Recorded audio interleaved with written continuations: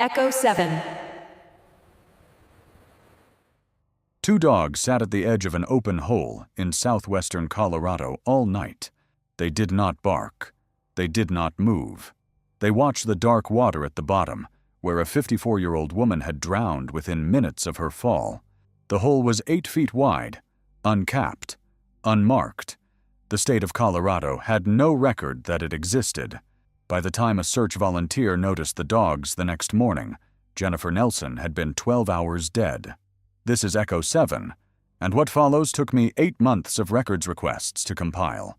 Names, dates, mines, roads, counties, the search and rescue commanders, all of it is verifiable in the public record. I built the report from incident reports, contemporaneous news coverage, state mine reclamation program filings, county sheriff statements, and obituaries. Where a forensic detail is uncertain or disputed between sources, I will say so. I did not invent anything. I did not embellish anyone's last hours. The shafts are real. Most of them are still open. Jennifer's case is the freshest one I have, and it shows you exactly how this kind of disappearance still works in 2025. Jennifer was a planner by profession and by temperament. She volunteered on Ridgway's planning commission. She knew how land use worked. She often walked dogs on the public lands above town, which sits in a corner of southwestern Colorado, pressed up against the San Juan Mountains.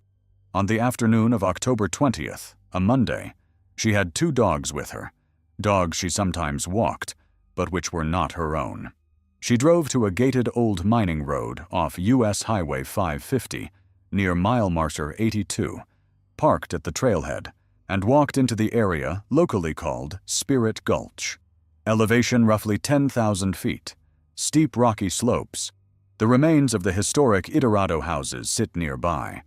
Hikers go up there in summer for wildflower meadows and views of the Red Mountains.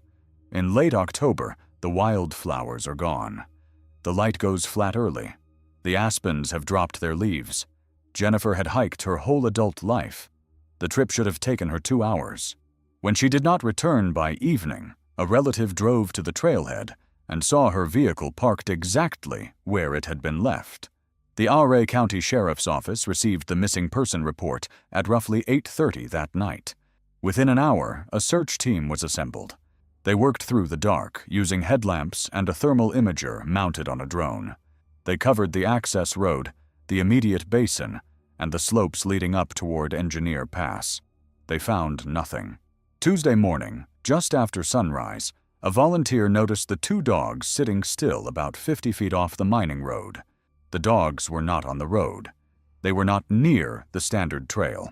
They were sitting at the edge of a small clearing about a quarter mile up from where Jennifer had parked. Silent, oriented in the same direction. They had not eaten. The tracks in the loose dirt showed they had not moved more than a few feet in either direction since at least the previous night. The volunteer walked toward them.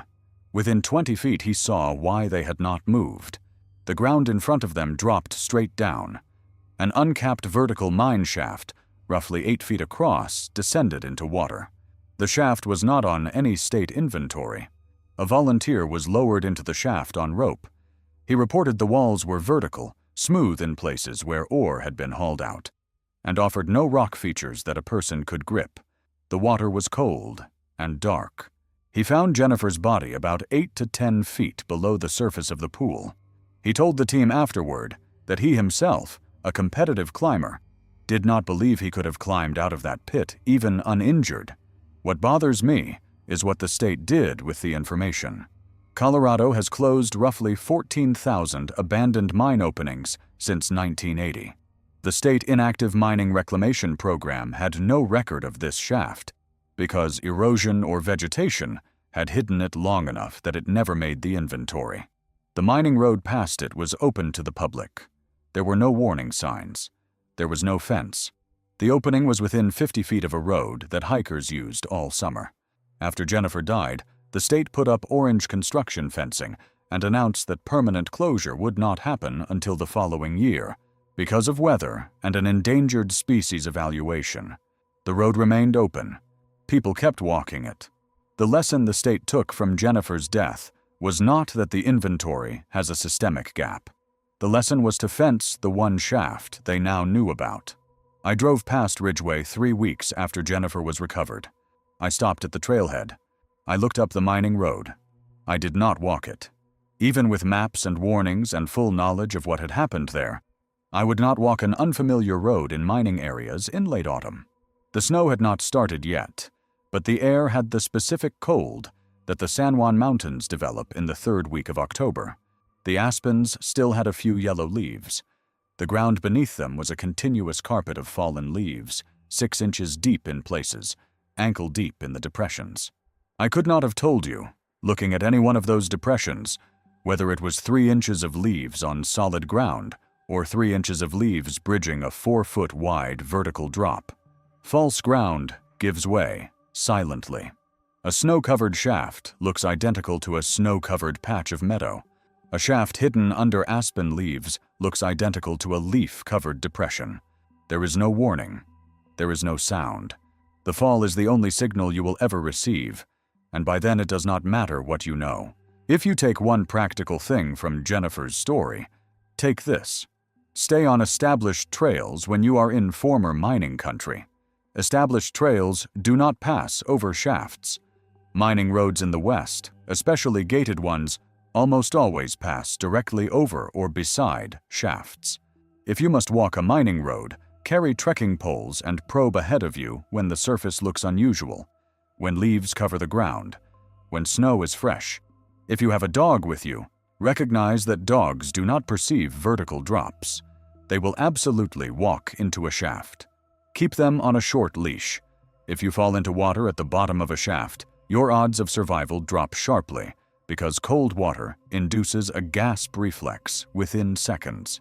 The single most important rule is to stay out of areas you do not know. Back to Jennifer Nelson and Spirit Gulch.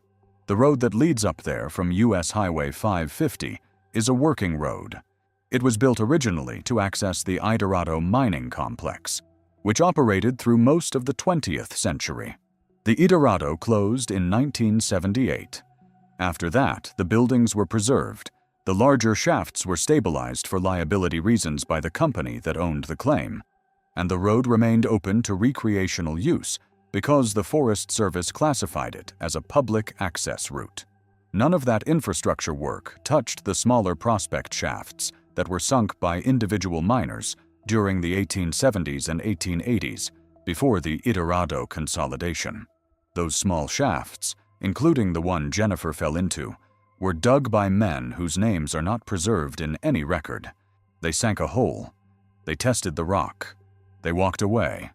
The hole filled with brush and dirt over 140 years until it was disguised, but not closed.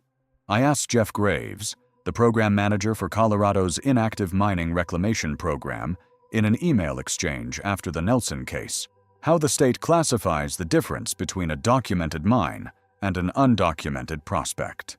He told me documented mines are those for which the state has a record, often from the original claim filing or from a later inventory survey. Undocumented prospects are everywhere. They are in places you would not think to look. They are sometimes underneath established trails when the trail predates the inventory program and was routed across ground that was prospected before anyone was checking. He said his crews come across new openings every year that no one had previously documented. Some are found because someone fell into them. That phrase, "found because someone fell into them," is the operating mechanism of the entire system. The shafts are cataloged the way other hazards are cataloged, after they hurt someone. Until someone gets hurt, the shaft is invisible. After someone gets hurt, the state puts up orange fencing and adds the location to a future closure list. The list is many years long. The fencing is not a closure. It is a marker. Jennifer's Hole is one of more than 500,000 openings across the West. The Bureau of Land Management puts the figure across the United States at over 500,000. Nevada alone holds between 200,000 and 300,000 mine-related features, of which the Nevada Division of Minerals classifies roughly 50,000 as significant hazards to humans or animals. Utah has another 17,000 documented openings. Colorado has more than 23,000. Arizona, by the count of the state mine inspector, has at least 100,000. Federal program managers admit the actual number is higher than the inventory because erosion, snow, and brush conceal openings that have never been mapped. Since the early 1970s, more than 200 people have vanished or died in or near these shafts in documented Western cases. Fewer than 30 have been recovered intact. The rest are accounted for by partial remains, cell phones found at the rim, or nothing at all. I will walk you through 16 of these cases. Some are recent. Some go back 50 years. Most are not in any database the public can search. 36 years before Jennifer's death, in a different mountain range a state away, a 10-year-old boy survived 5 days in a mine that searchers swept dozens of times without finding him. His case is the one that taught me how the body and the mind can hold out longer than rescuers expect, and how easily a search team can pass within feet of a living child without hearing a sound. His name was Joshua Dennis. He was technically too young for the camping trip, but his father was the scoutmaster and brought him along. The troop had driven from Kearns, a suburb of Salt Lake City, out to the ghost town of Jacob City in Tooele County. Their plan for the evening of September 22nd of 1989 was to explore the hidden treasure mine, an abandoned silver, lead, copper, and zinc mine that had been worked into the early 20th century and abandoned in 1957. The mine was a labyrinth. 6 levels, tunnels running roughly 8 miles into the mountain, vertical drops, ore pockets, lateral drifts, ladders that had not been maintained for decades, 9 adults, around 30 Boy Scouts, flashlights, the smell of cold rock. About a mile in, one of the boys, who was visually impaired, became disoriented and asked to leave. Joshua's father, Terry, took the boy by the hand to walk him out. Joshua handed his own flashlight to his father so the two of them could see the path. The plan was that 2 older scouts would walk Joshua back to the main group. The 2 scouts thought Joshua was with his father. Terry thought Joshua was with the 2 scouts.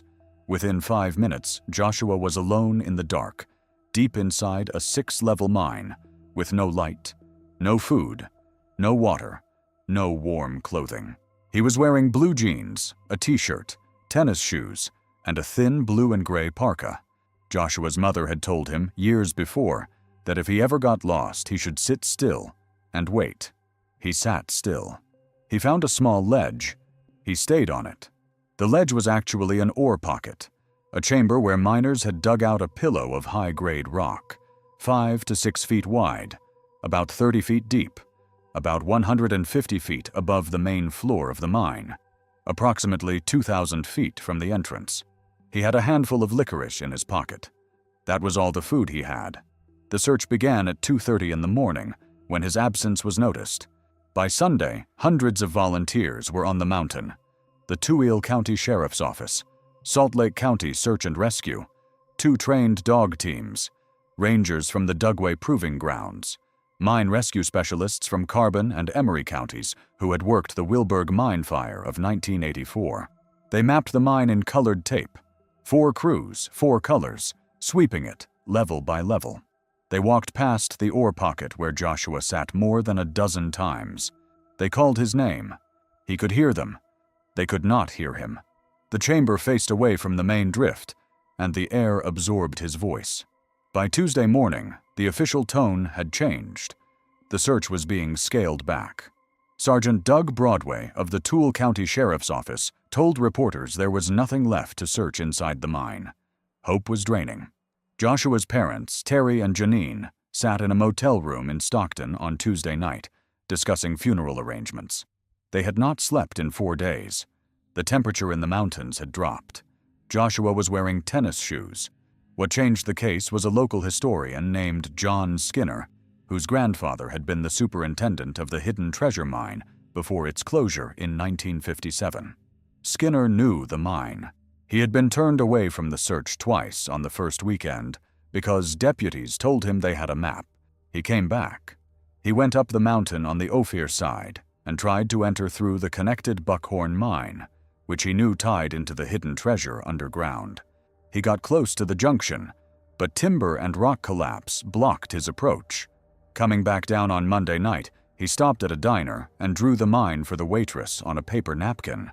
He pointed to a place above the main level, an ore pocket he had remembered from childhood. He said quietly, "That is where the boy is." On Wednesday afternoon, a Utah Power and Light Mine rescue team, led by Ray Guyman, with team member Gary Christensen and Skinner along as a guide, went back through the area for what was effectively a final pass. At about 2 in the afternoon, Guyman stopped. He had heard something faint. He told the others to be quiet. They listened. The voice came again. The word was help. They could not place where the sound was coming from. They split up and called back. Christensen climbed up a side passage and into the ore pocket. He found Joshua sitting against the back wall, calm, awake, dehydrated, with frostbitten toes, hungry, and very small in the dark. The boy was disoriented about how much time had passed. He thought he had been there 2 days. It had been 5.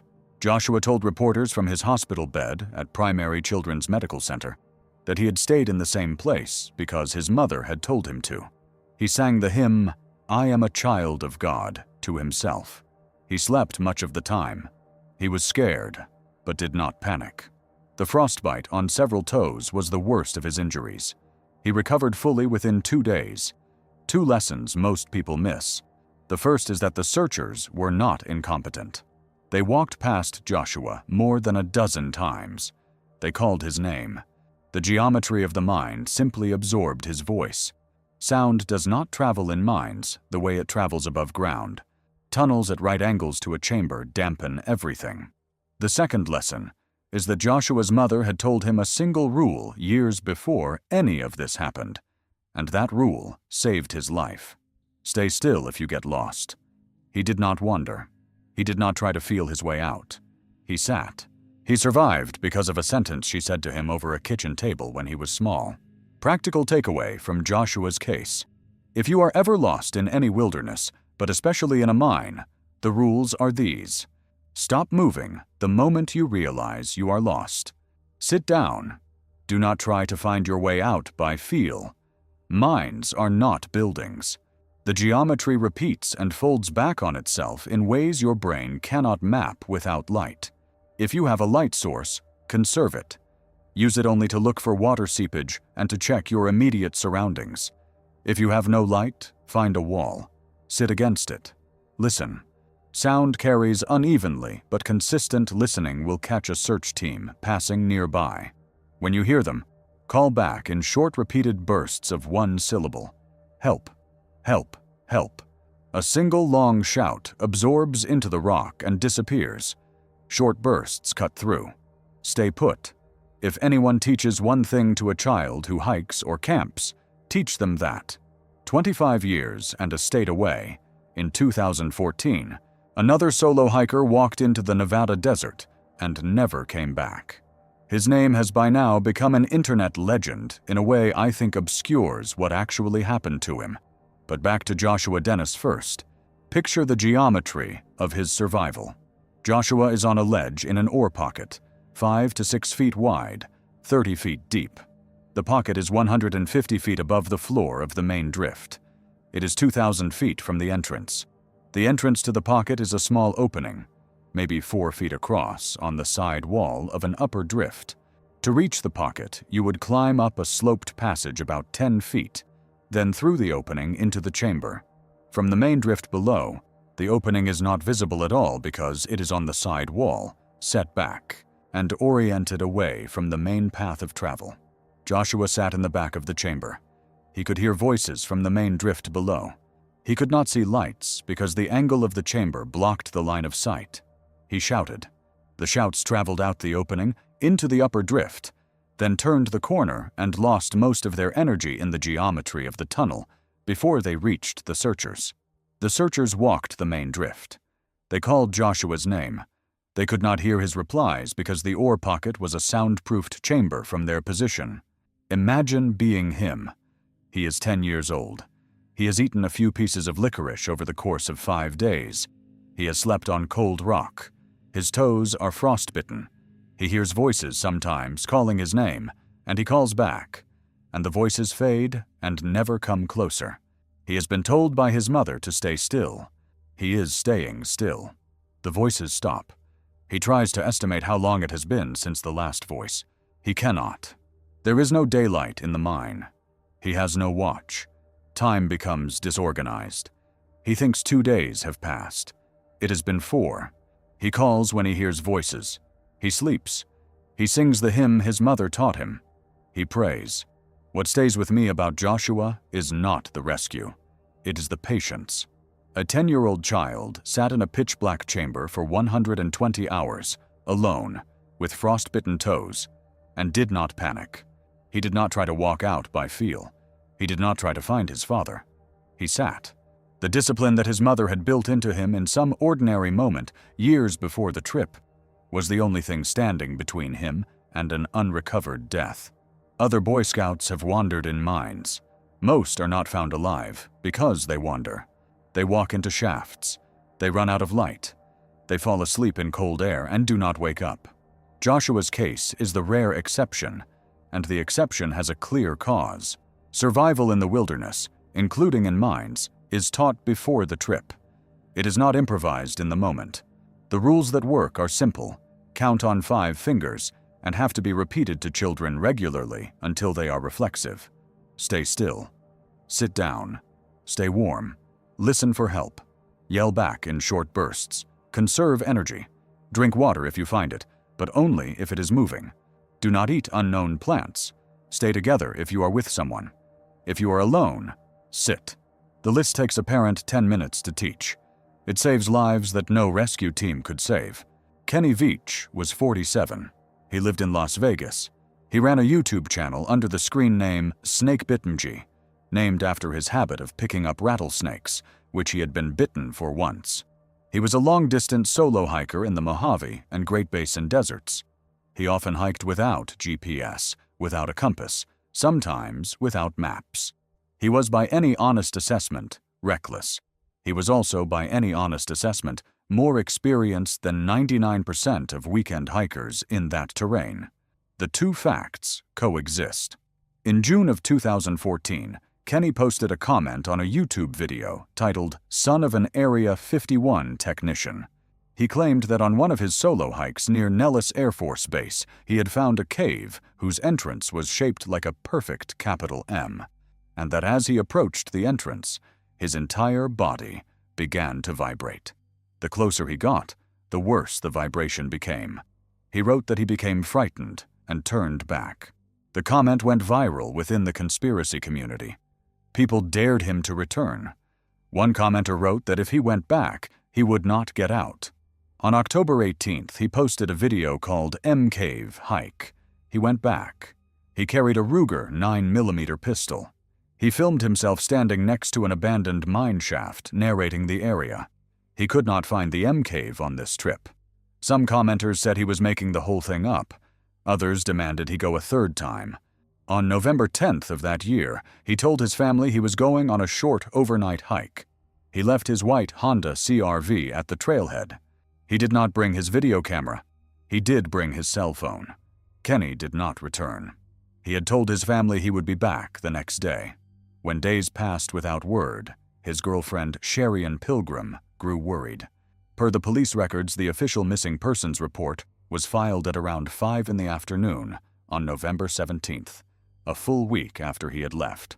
Red Rock Search and Rescue assembled a team led by Commander Dave Cummings. Over the following 12 days, more than 30 searchers worked the sheep range on foot. 3 separate sweeps, plus a helicopter overflight. The terrain was difficult. The sheep range tops out at Hayford Peak, 9,912 feet above sea level. The desert below is full of mine shafts that had been used by the military to dispose of chemicals during the Cold War. The area was also known to law enforcement as a place where drugs were trafficked and bodies were occasionally dumped. On November 22nd, searchers found Kenny's cell phone. It was up a canyon, on the ground, near a vertical mine shaft. Cummings told reporters at the time that the phone was very close to the lip of the shaft, and that they could not find any further trail. He stopped short of saying Kenny was in the shaft. He said only that they had tracked him as far as they could. The shaft was never explored. Kenny's car was found at the trailhead. His pistol was never recovered. His body was never recovered. He was not seen again. The case remains officially open. Cherion posted a long comment on Kenny's M-Cave hike video months later. She wrote things about him that complicated the public reading of his disappearance, and she warned strangers not to search for him or for the M-Cave. I will come back to what she wrote and what it implies in the analytical section toward the end of this report. For now, I will say only that the most popular theories around Kenny's disappearance involve military secrets and the shape of the cave entrance, and that I do not find those theories supported by the evidence in the search and rescue record. The shaft where his phone was found is the most parsimonious explanation. Whether he fell into it, was placed beside it, or chose it himself is a question for later in this report.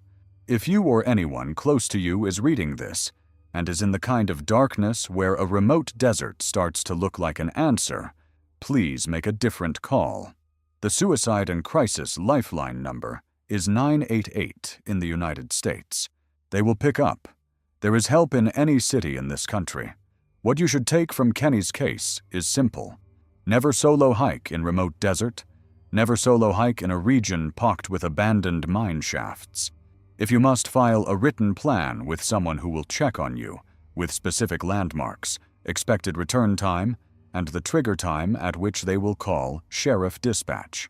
Carry a personal locator beacon, not just a cell phone, because most of the Sheep Range and most of Nevada's high country has no cell coverage. Garmin makes a unit called the InReach Mini that costs less than a good pair of boots. It has saved lives. Kenny did not have one. Almost no solo hiker in 2014 did. That has changed. There is no reason now for anyone to walk into that kind of country without a beacon. Returning to Kenny Veach, there is a piece of the story that has not been adequately covered in the popular accounts and that bears on the broader pattern. The Sheep Range, where Kenny disappeared, is bordered by the Desert National Wildlife Refuge to the west and by the Nevada Test and Training Range to the east. The Test and Training Range is one of the most heavily restricted military installations in the United States. It includes Area 51, formerly known as Homey Airport. The base is patrolled by a private security contractor whose officers are commonly referred to as camo dudes for the camouflage uniforms they wear. Officers from this force have, on documented occasions, intercepted civilians on dirt roads adjacent to the range. They are armed. This proximity is what generated the conspiracy theories around Kenny's disappearance. The theory, in its most common form, holds that Kenny found something he was not supposed to find, that he was apprehended by camo dudes, that he was either killed or detained. I have looked into the geography. The trailhead where Kenny parked is approximately 20 miles from the western boundary of the Test and Training Range. The shaft where his cell phone was found is approximately 12 miles from that boundary. He could conceivably have hiked into the restricted zone if he had walked on a straight line for a full day.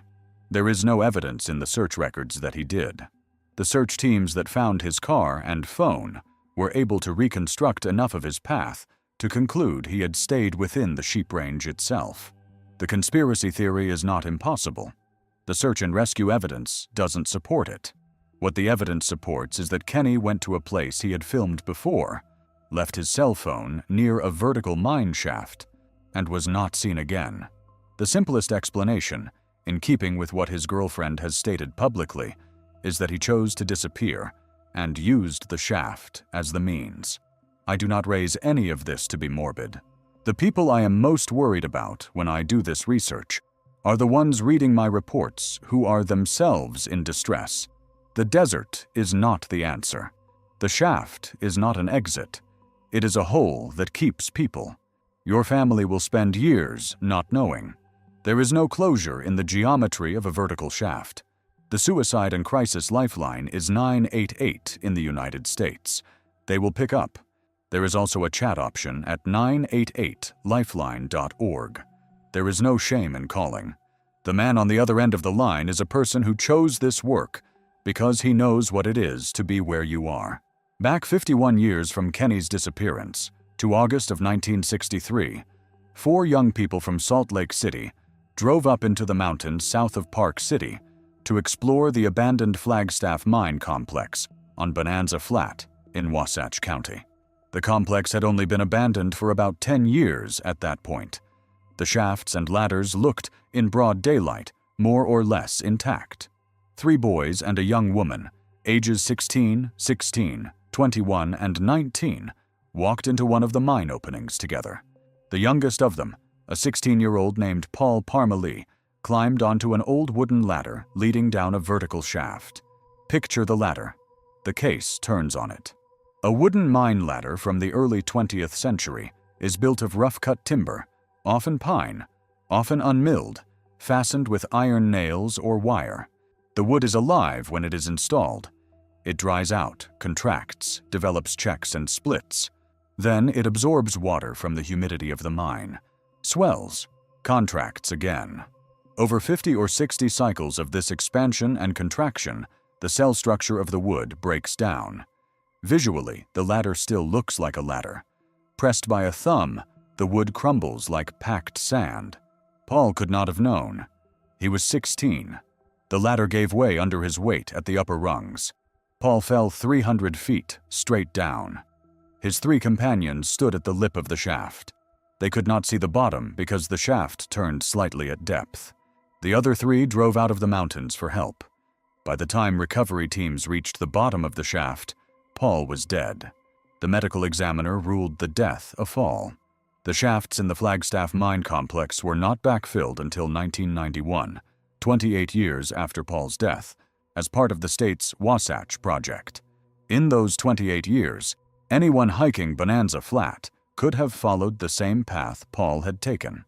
Paul's case rarely gets discussed in the abandoned mine literature because there is no puzzle, no missing person, no decades-long search. He fell. He died. He was recovered within hours. But his death tells you something the more dramatic cases do not. The infrastructure left behind by the Western mining industry keeps aging. Every wooden ladder in every abandoned shaft is right now, today, some number of years closer to failure. The shafts you can walk into without a rope are the ones with intact ladders. The intact ladders are the ones with the highest probability of being unsafe. The visual cue your brain looks for, namely a ladder that appears solid, is exactly inverted from the truth. A solid-looking ladder in a 100-year-old shaft is more dangerous than a missing one. A missing one stops you from descending in the first place. Here is what Paul's death teaches about wood and time. Never trust any wooden infrastructure inside an abandoned mine. Not ladders, not platforms, not catwalks, not the timbers that brace the walls. The wood is loaded with stress, dried out, fungal in places, almost always weaker than it appears. If you are entering an abandoned mine, which I am not encouraging, you do so on your own rope, anchored above ground to a vehicle or to engineered hardware, never to anything inside the mine itself. Even then, the rim of the shaft is unstable. Loose rocks at the lip will dislodge under your weight and become projectiles.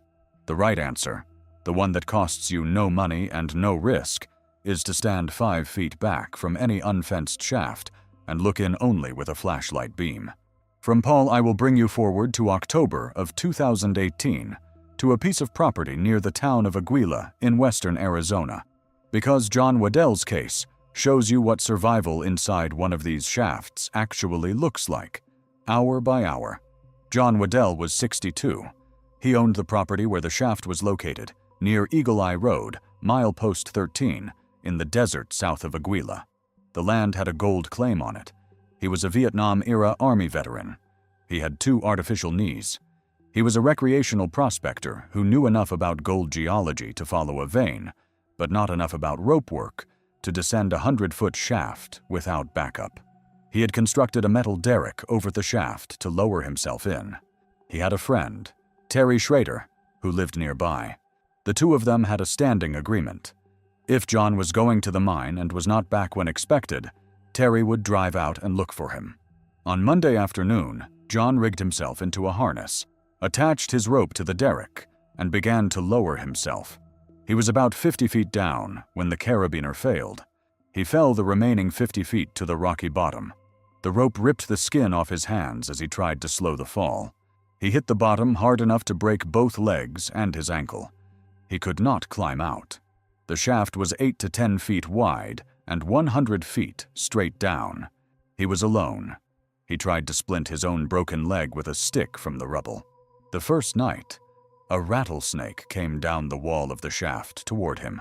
Rattlesnakes use abandoned shafts as cool refuge in summer, and they drop in when prey is below. He killed it with another stick. Over the next 2 days, he killed 2 more. He had no water. He sucked moisture from his shirt. He bit the corners of his blisters and pulled fluid out of them, including pus. He hallucinated. On Tuesday, Terry was busy and did not come. On Wednesday, Terry drove out after lunch. As he stepped out of his truck near the derrick, he heard a man shouting. The shouting was the word "help," repeated in short bursts, exactly the way I described in the section on Joshua Dennis. Terry would tell reporters later that he stood at the rim for a moment after he heard John shouting, paralyzed by the math of what had to happen next. He could not lower himself in.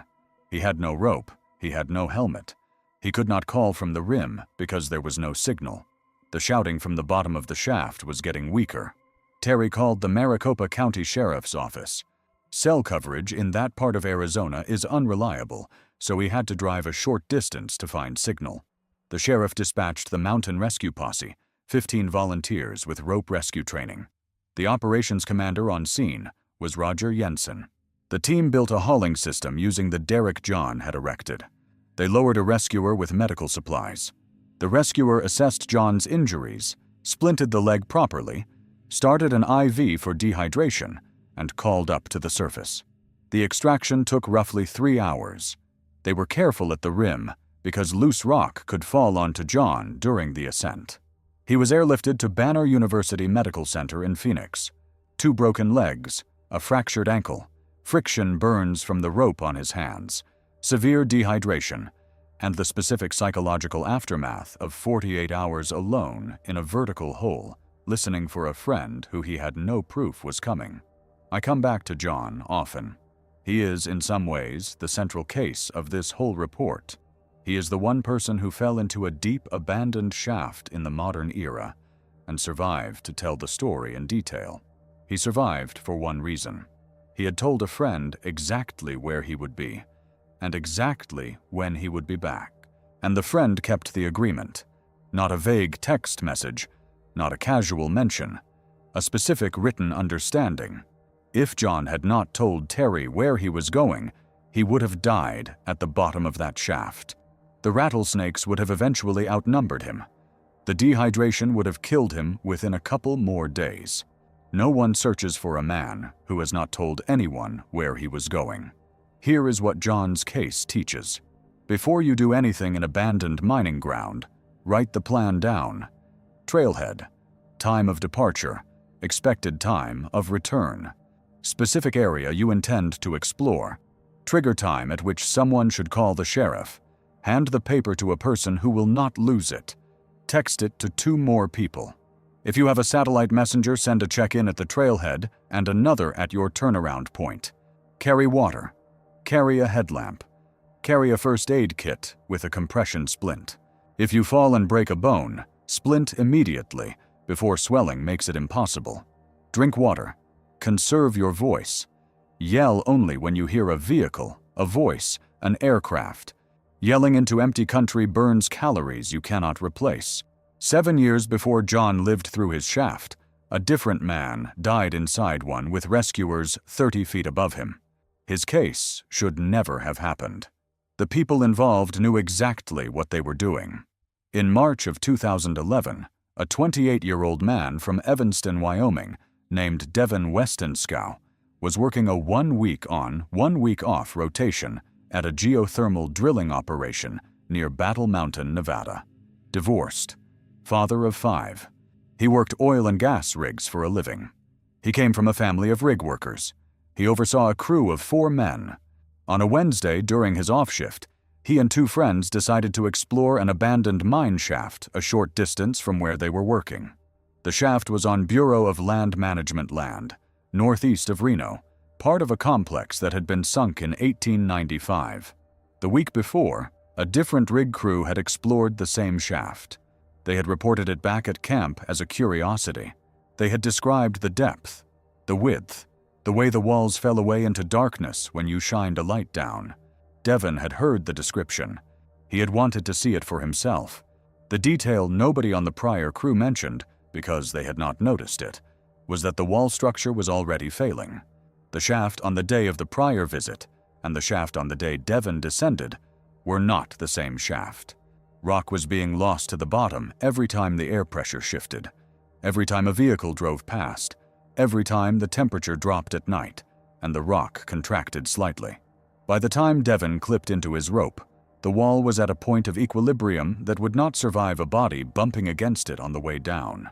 Devin was lowering himself when something failed. He fell 190 feet to the bottom. The shaft, like most century-old shafts, had unstable walls. His friends called for help. What followed is the part of this case I want you to remember. The Pershing County and Lander County Sheriff's offices arrived. They lowered a video camera into the shaft. They saw Devin moving his hands. He was alive. Broken jaw, broken shoulders, a punctured lung.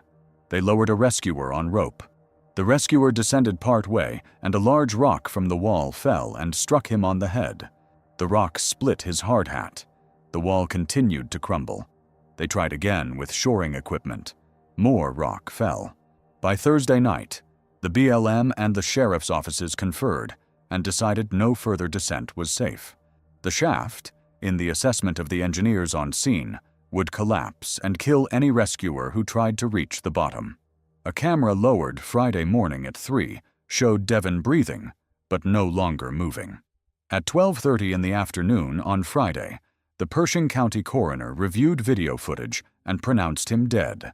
He had been alive at the bottom of the shaft for approximately 36 hours, with rescuers 30 feet above him, unable to reach him. The BLM sealed the shaft permanently with Devin's body inside. His grandmother, Lois Westenskow, told the Associated Press at the time that the family felt that if Jesus Christ was buried in a tomb, it was good enough for Devin. The family praised the rescuers and stated they understood the call to stand down. They held a memorial service near the sealed shaft. I have read everything I can find on this case. The family statements, the Bureau of Land Management's incident report, the comments from rope rescue professionals who second-guessed the call afterward. The family did not blame the rescuers. They were grateful. But what the case shows you, and what no one in any of the official statements quite says, is that abandoned mine rescue in the United States has no consistent infrastructure. There is no federal mine rescue service. There is no state-level professional team in most western states. The rescues are handled by sheriff's volunteers, by mining company teams who happen to be local, by men with day jobs who train on weekends.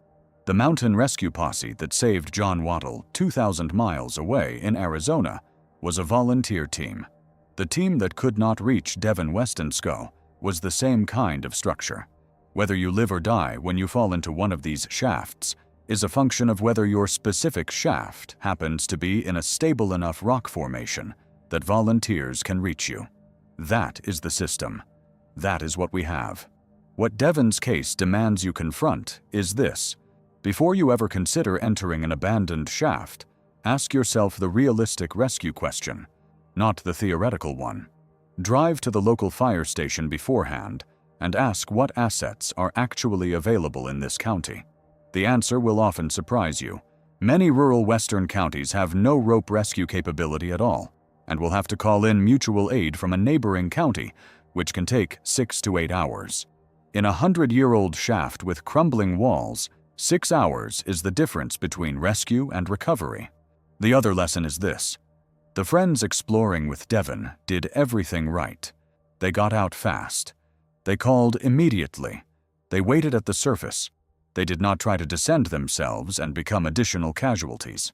If you are with a partner who falls, do not follow them down. The instinct is overwhelming. It is also wrong. You become a second victim, and you double the time it takes for rescue. Stay at the surface. Mark the location with anything visible. Drive for cell signal. Call dispatch. 6 years and almost a quarter century forward from Devin, a teenage couple in love became the next case. Theirs is one that haunts me, for reasons I will explain at the end of it. The case I am about to tell you is the only one in this report that involves a homicide. I am including it because the shaft was the disposal site, and because what the murderer did with the geometry of that shaft tells you something true about the abandoned mine system that the recreational accidents do not. Their names were Brelynne Otteson, who went by Breezy, and Riley Powell. Breezy was 17. Riley was 18. They lived in the small town of Eureka, in Utah's West Desert, about 75 miles south of Salt Lake City. Eureka sits inside the historic Tintic mining district, a region that produced silver, gold, lead, copper, and zinc through the late 1800s and early 1900s, and which today is sand-colored hills pockmarked with hundreds of abandoned shafts. Some sealed, most not. The biggest of the open shafts in the district at the time was the Tintic Standard No. 2, approximately 1,800 feet deep at the main bore, with side ledges at various depths. This case is not a fall. I include it because the shaft was the instrument. The case shows you how a place like the Tintic district functions in the imagination of the people who live near it. Breezy and Riley were last seen alive on the night of December 29th of 2017. They had been visiting an acquaintance, a 34-year-old woman named Morgan Henderson, in the small community of Mammoth. Morgan was living with her boyfriend, a 41-year-old man with a long criminal history named Jared Baum. Jared had warned Morgan against having male visitors at the house. Riley and Breezy had not known about that warning when they came over. What followed was an act of premeditated violence that has been adjudicated in court and that I will not describe in detail. The relevant fact for this report is that Jared loaded the bodies into Riley's Jeep, drove a few miles outside Eureka, and dumped both of them down the open mouth of the Tintic Standard No. 2. He chose that shaft specifically because he believed they would never be found there. He was almost right. The entry was wide enough to swallow a vehicle. There was no cap. There was no fence. There were no warning signs. The search for Riley and Breezy lasted 3 months. Family members, including Riley's father Bill, drove the dirt roads of the district nightly. They lowered cameras into shaft after shaft. They stood at the lip of the Tintic Standard No. 2. They didn't go down. Their team could not safely descend that depth. The break came on March 25th of 2018, when Morgan was pulled over with weapons in her vehicle and arrested on an unrelated charge. She eventually told investigators what had happened and led them to the mine.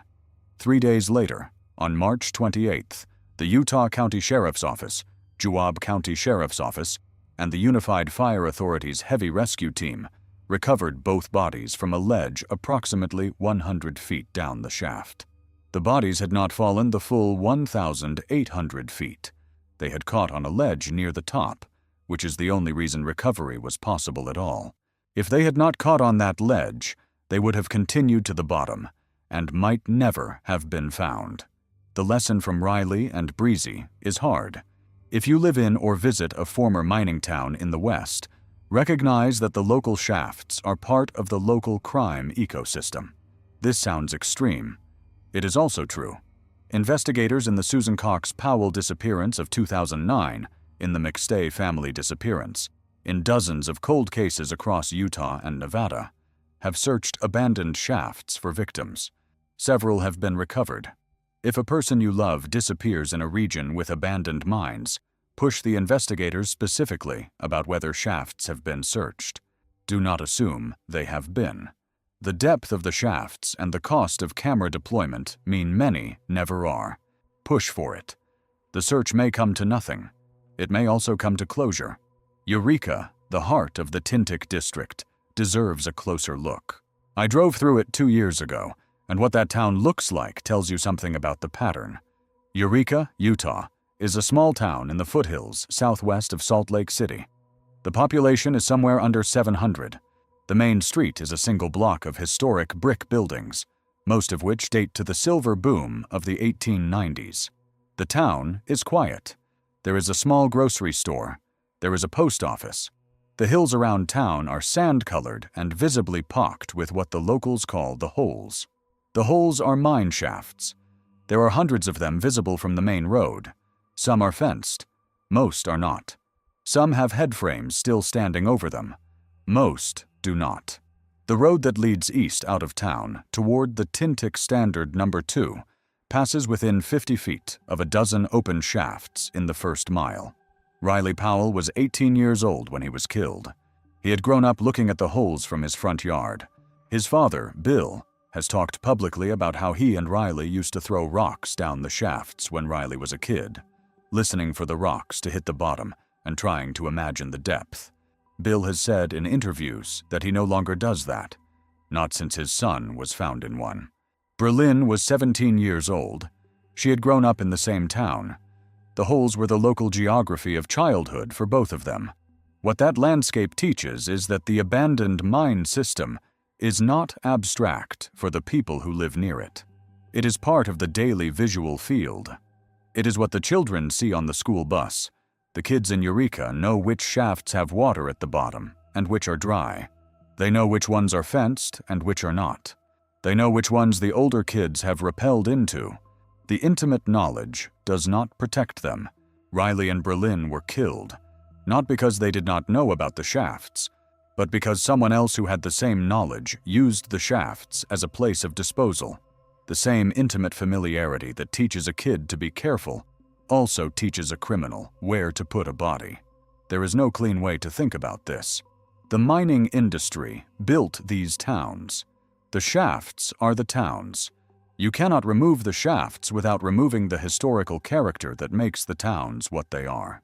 The state's closure program tries to seal the shafts while preserving the headframes and the surface buildings, which is the right compromise, but also a slow one. In the meantime, there are still hundreds of open holes within walking distance of Eureka's main street. Children are still growing up looking at them. If you live in or are visiting a former mining town in the West, ask the local sheriff's office whether the shafts in the immediate area have been catalogued and whether any closures are scheduled. The answer will often be that the major shafts are catalogued, but that the smaller prospect shafts are not, and that closure is years away. Take this as actionable information, not as theoretical risk. Adjust your hiking routes. Stay on paved or established trails. Do not let children play in the hills unsupervised. Many local families do, because the kids have always done it, because it is the local culture. The local culture is precisely how the deaths keep happening. Be the family that breaks the pattern. Not every death in these mines is a fall. Some are caused by the air itself. In June of 1985, a 25-year-old man from Leverkin, Utah, named Wayne Monnett, joined a Sunday school class outing to a place called Devil's Hole, about 2.5 miles east of the small town of Toquerville in Washington County. Devil's Hole is a shallow vertical shaft, not particularly deep, the kind of opening that does not look hazardous on first inspection. It opens into a chamber that, on the day Wayne entered it, contained a layer of what miners call black damp. Black damp is a misnomer. It is not actually a gas in itself. It is a mixture primarily of nitrogen and carbon dioxide, with the oxygen displaced. It accumulates in low spots inside abandoned mines because oxygen is consumed slowly by decaying timber, by oxidizing metal, by the slow respiration of fungi, and the heavier combination of nitrogen and carbon dioxide settles at the bottom of any low chamber and stays there. Black damp has no smell, no color, no warning. A person walking through normal air will pass into a layer of black damp and not feel anything different until they collapse. And by then, the brain has already begun to die. Wayne descended the shallow shaft into the chamber. He lost consciousness within seconds. The Sunday school class above realized something was wrong and went for help. By the time recovery teams arrived, Wayne was dead. There was no fall. There was no physical trauma. The cause of death was asphyxia from displaced oxygen. Devil's Hole was backfilled later that same year by the state of Utah. But across the western states, there are tens of thousands of mine openings with low chambers and no ventilation. Many harbor black damp at the bottom. Some have it just inside the entrance. There is no way to tell from the outside. What gets to me about Wayne's case is the ordinariness of it. A Sunday school class. A man in his 20s with the rest of his life in front of him. A shallow opening that did not look hazardous. He stepped down and stepped into a different atmosphere and was gone. No drama. No fall. No fight. The air did the work. It comes back to me every time I see someone treat a mine entrance as a curiosity. Not every person missing near an abandoned mine has fallen into one. Some have walked in upright, taken 3 steps, and gone down. Their bodies are sometimes found within 100 feet of the entrance. Sometimes they are not found at all, because the rest of the chamber is filled with deeper layers of the same gas, and recovery teams cannot enter without breathing equipment that local search teams do not always have. What Wayne's death forces you to confront is the air. Never enter the mouth of an abandoned mine, even just to look. Do not step inside the entrance. Do not go a few feet in. The air at the entrance can be normal, and the air 10 feet in can be lethal, and you cannot smell or see the difference. If you are entering an active mine for legitimate work, you will be carrying a 4-gas monitor that detects oxygen, carbon monoxide, hydrogen sulfide, and methane. If you do not have that monitor, you do not enter. Period. Curiosity is not worth a 30-second loss of consciousness above a shaft. The most disturbing case I have researched involves children. The date is September 1st, 2007. The location is near the small town of Chloride in northwest Arizona, an old silver and lead mining district from the 1860s. 2 half-sisters, Rikki Howard, 13, and Casie Hicks, 10, were riding a single all-terrain vehicle on a Saturday evening with their father riding ahead of them on a dirt bike. The terrain was the kind of scrubby, rocky desert hills the family had ridden in dozens of times before. The father had been ahead and could not see them in his mirror. He continued riding for several minutes before he realized they were not behind him. He turned around. He found their ATV, but not the girls. The vehicle had gone over the lip of an abandoned mine shaft. The shaft was 125 feet deep. The father called the Mojave County Sheriff's Office. A search and rescue operation began that evening. Helicopters with thermal imaging swept the area. Ground teams worked through the night. The sheriff's office was reasonably sure the girls were in the shaft within a few hours, but the rescue itself was difficult. The shaft was narrow, the ATV was wedged partway down at an angle, and the girls were beneath the wreckage. By Sunday morning, the rescue team had reached the bottom. Rikki, the older sister, had been killed in the fall.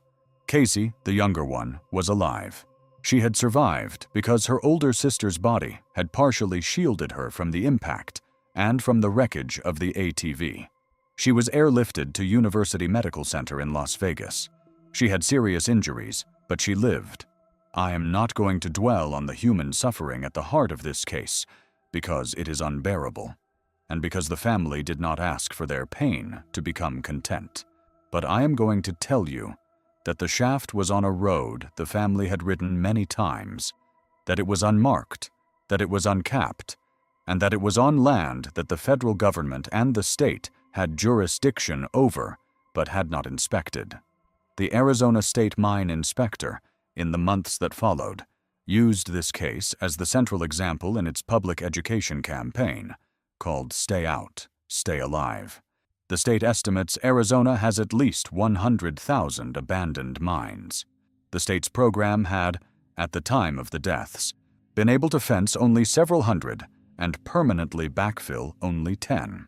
In January of 2008, 4 months later, a 19-year-old man died in a separate incident after falling into a different abandoned shaft elsewhere in Arizona. The state mine inspector recorded the death as the second deadly mine shaft accident in the state in 5 months.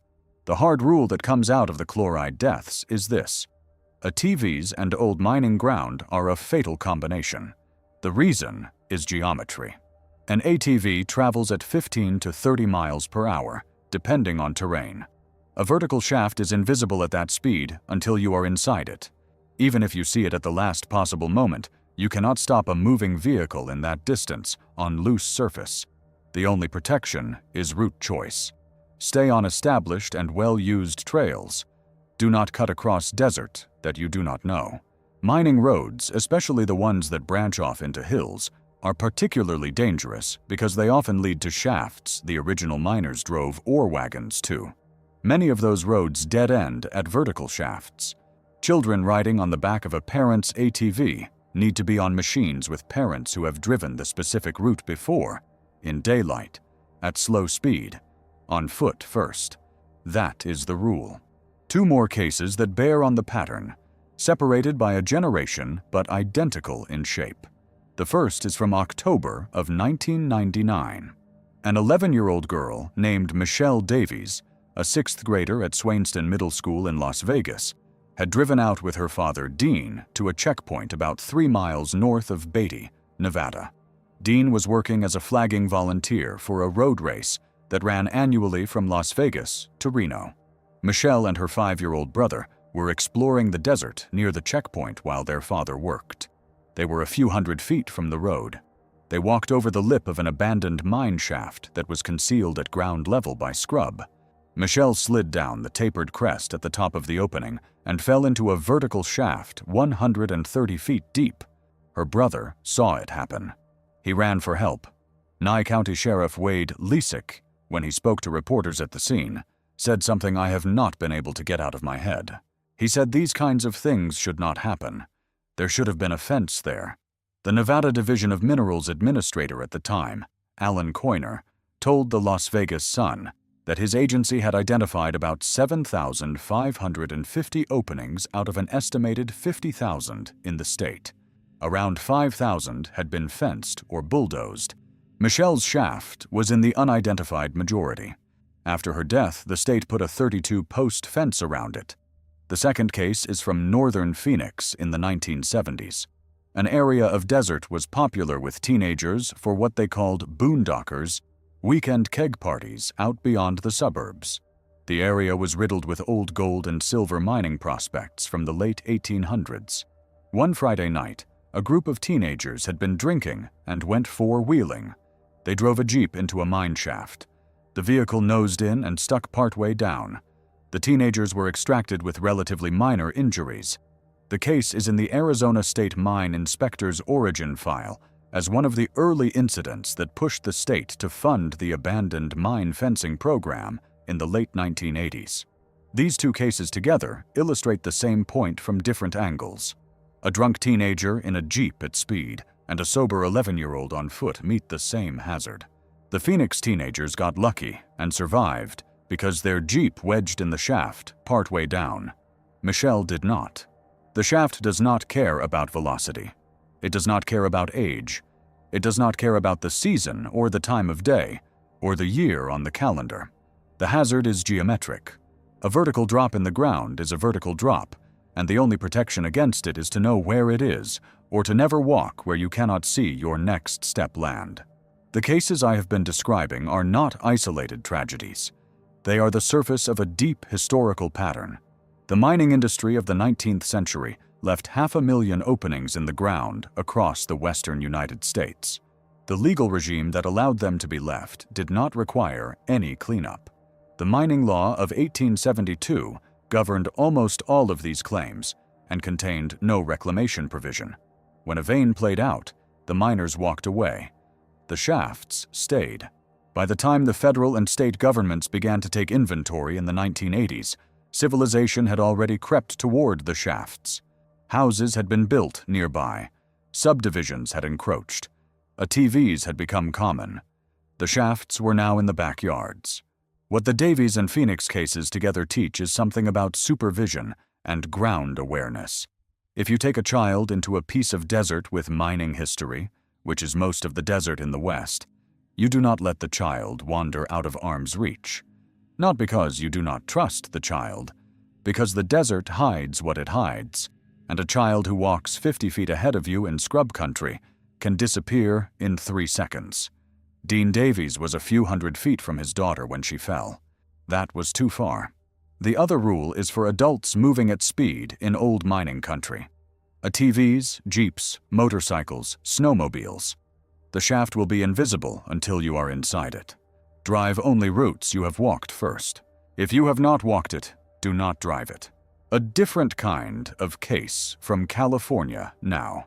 A man who was not exploring, not lost, who simply disappeared while doing what he loved. Walter Steever, 65 years old, lived in San Jose. He held a permit on his claim, which is to say he had filed the paperwork with the Bureau of Land Management and was operating legally on federal land.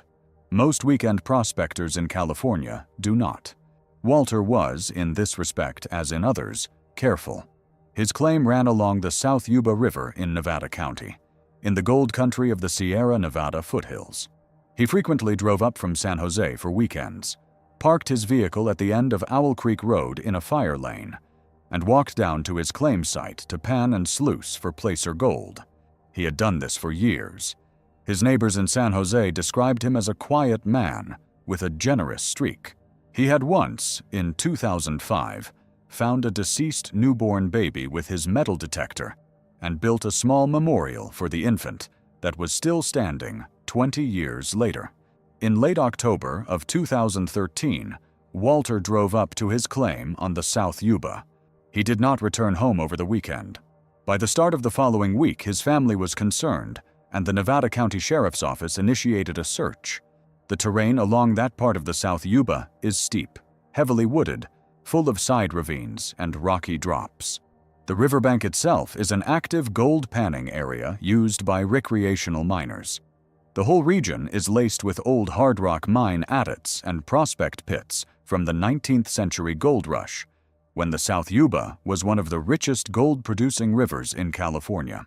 The search ran 24 hours a day and grew to 106 volunteers, including Nevada County Search and Rescue, the California Highway Patrol, California State Parks, and volunteer teams from Placer, Contra Costa, Sacramento, Marin, and El Dorado counties. The terrain was described by searchers as among the most difficult they had worked. Steep cliffs, heavy brush, downed timber, no clear sight lines. They focused on the areas Walter was known to frequent.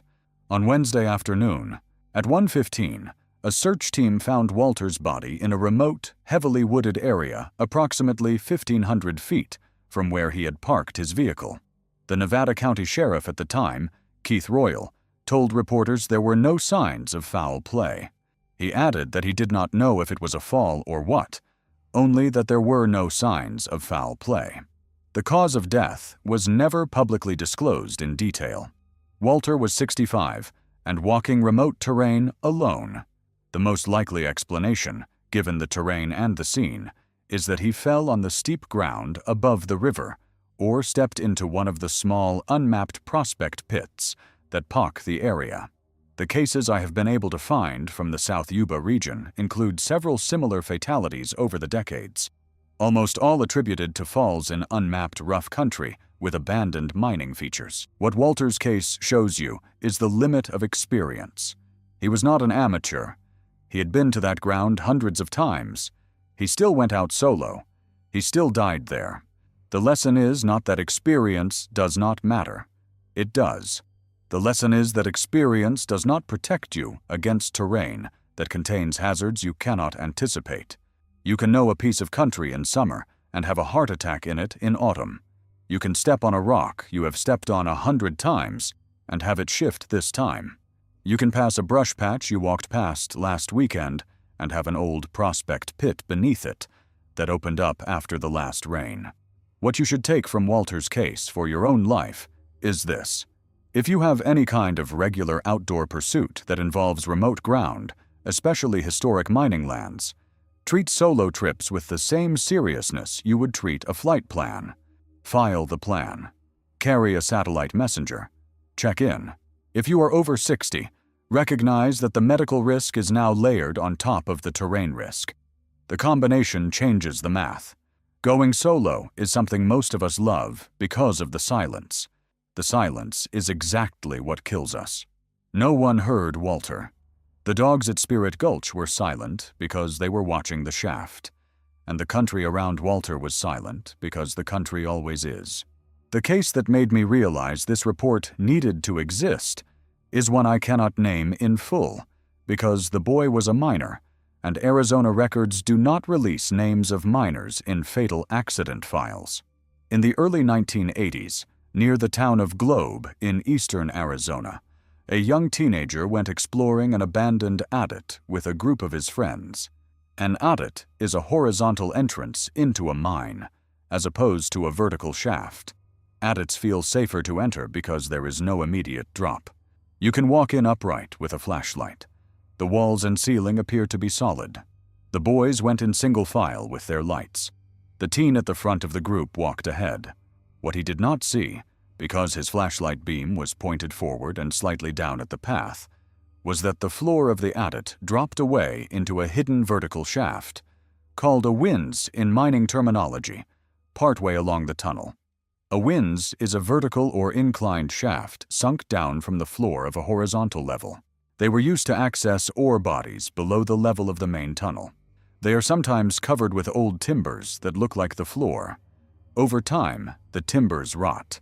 The covers fail. The teenager walked off the floor into the winze without seeing it. According to his friends, he made no sound as he fell. His body was recovered 200 feet down, floating in the water that had accumulated at the bottom of the shaft. The recovery took most of a day. The Arizona State Mine Inspector's Office cites the case in its History of the Abandoned Mine Program as one of the foundational examples for why the state of Arizona began to fund abandoned mine fencing in the late 1980s. Here is why this case is the one that drives the whole report for me. The boy was not being reckless. No wooden ladder, no rope, no rappel.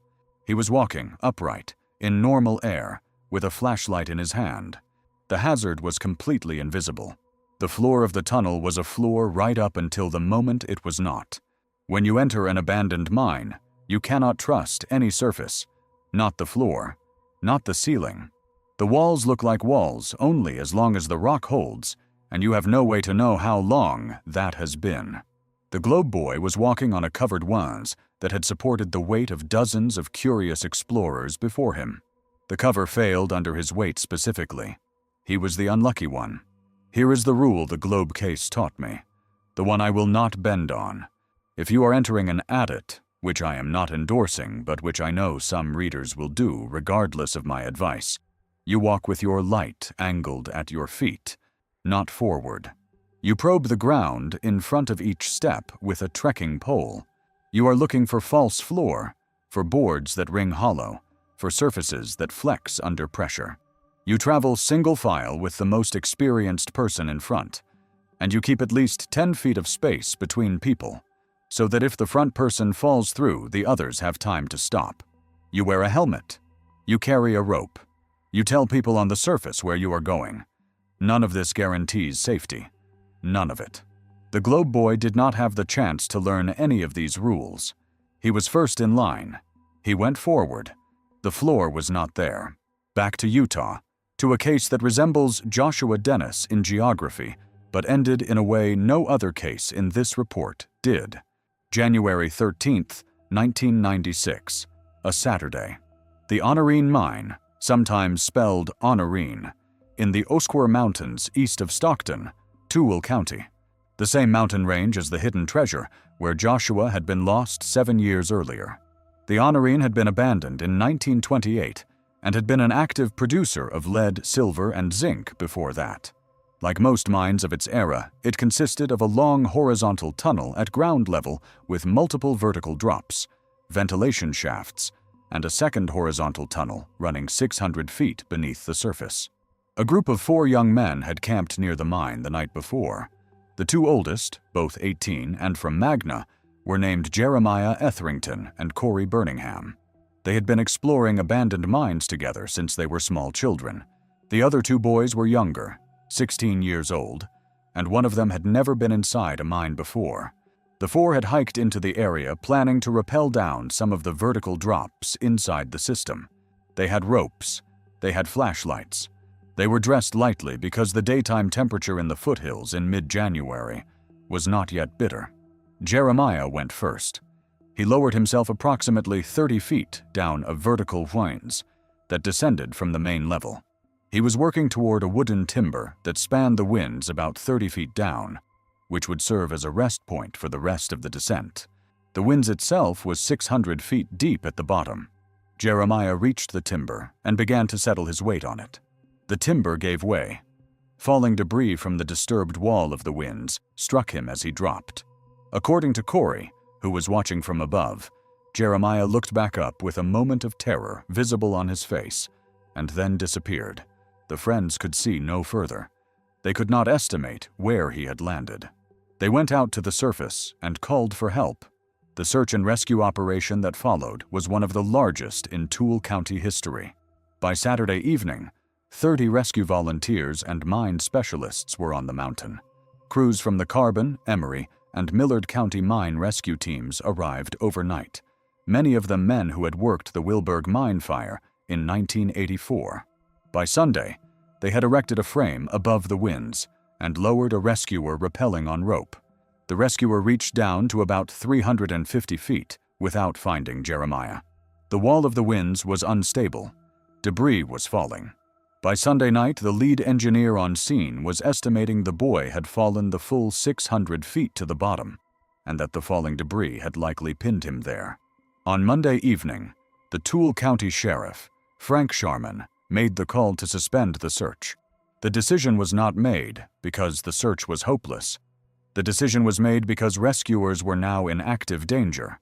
The walls of the winds were collapsing, layer by layer. Sending another team down would risk a second death. Jeremiah's body was still at the bottom.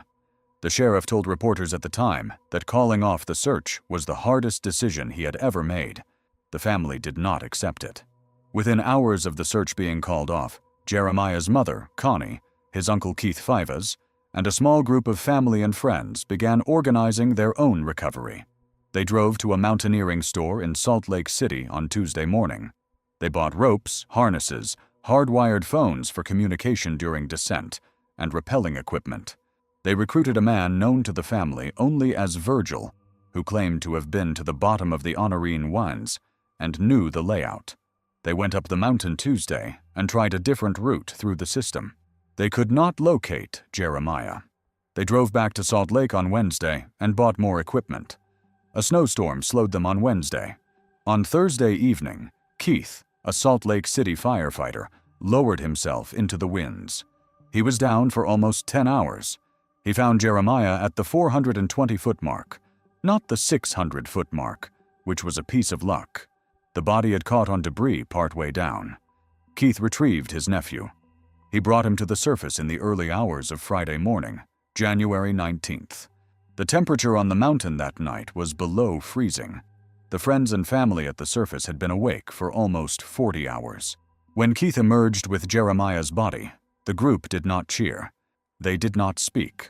Per a description Connie Etherington gave to a Salt Lake reporter weeks later, what they did was pray. They prayed in a circle around the rim of the winds in the dark. Then they walked the body down the mountain to the trucks. The official search had been called off 3.5 days earlier. The Tooele County Sheriff, when asked about the family's recovery, told reporters he was glad it had worked out. He had not regretted the call to suspend, given the conditions, but he was glad. Connie Etherington has remained, as far as I can tell from public records, a vocal advocate for sealing the abandoned mines of the Oquirrh Mountains. The Oquirrh itself was sealed by the Tooele County Sheriff in the days following the recovery. In the years since, there have been repeated sightings of explorers entering the Oquirrh system through alternate access points, despite the official seal at the main portal. The Etherington family, when asked about these incidents, has consistently called the practice indefensible. Connie Etherington has said in multiple interviews that she does not understand the impulse to enter a mine for entertainment. She has watched what those mines do. She has carried the math of what her son's last seconds would have looked like for 30 years now. She does not have time for the people who treat the same infrastructure as a weekend amusement. What I want you to take from Jeremiah's case is something specific about the institutions involved. The sheriff made what was, in the moment, a defensible call. The walls were unstable. A second rescuer death was a real possibility. The call was not the only option. The family showed, with limited training and limited equipment, that recovery was possible. Whether the sheriff should have allowed the family to attempt recovery officially, with proper backup, is a question I have not been able to fully resolve. The case sits in a category I think of as recoveries the system declined to attempt. There are dozens of such cases throughout the western states. Most of them never see a family with the resources, the courage, or the technical knowledge of the Etheringtons. Most of those bodies are still in the shafts. From Jeremiah's case, the operational rule is this: if you are exploring abandoned mines with experienced friends, the standard rule is that the first person down probes everything. Every timber, every ledge, every protrusion. With a hammer if you are carrying one, with a heavy boot if you are not. The reason is exactly what happened to Jeremiah. A timber that has spanned a once for 90 years, and that supported the weight of mining operations originally, is not the same timber today. The fibers have failed. The visible surface lies. You hammer the wood. If it sounds dull, it is rotten. If it splinters under a hammer blow, it is rotten. You do not put your weight on it. You move past it on your own rope, anchored to the surface, never to mine infrastructure. A different kind of case from January of 2015 tells you something else about the way these deaths happen. Roy Dale Merrill, 70 years old, lived in Washington, Utah, in the southwestern corner of the state, just east of St. George. By his family's description, he was an avocational prospector. He had spent most of his adult life chasing small gold and silver showings in the desert ranges of southwestern Utah and southeastern Nevada. He knew the country.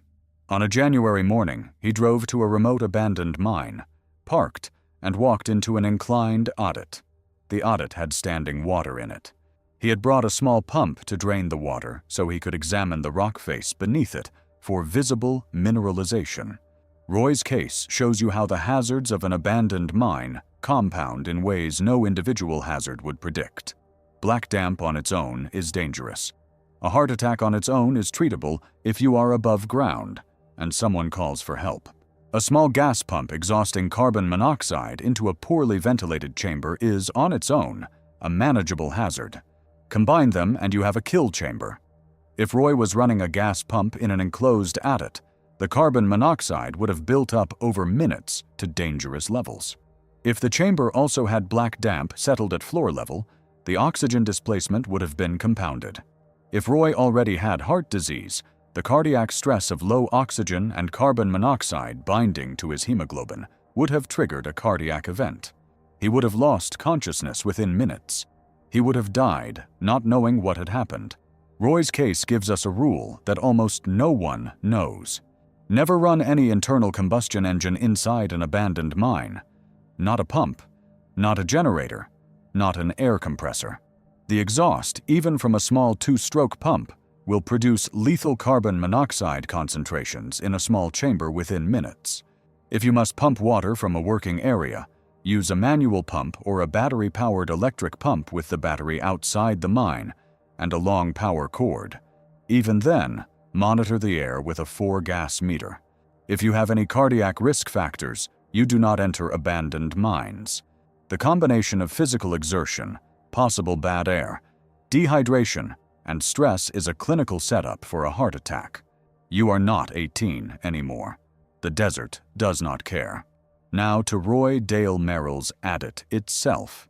In the autumn after Roy died, I drove to the corner of southwestern Utah where his adit was located.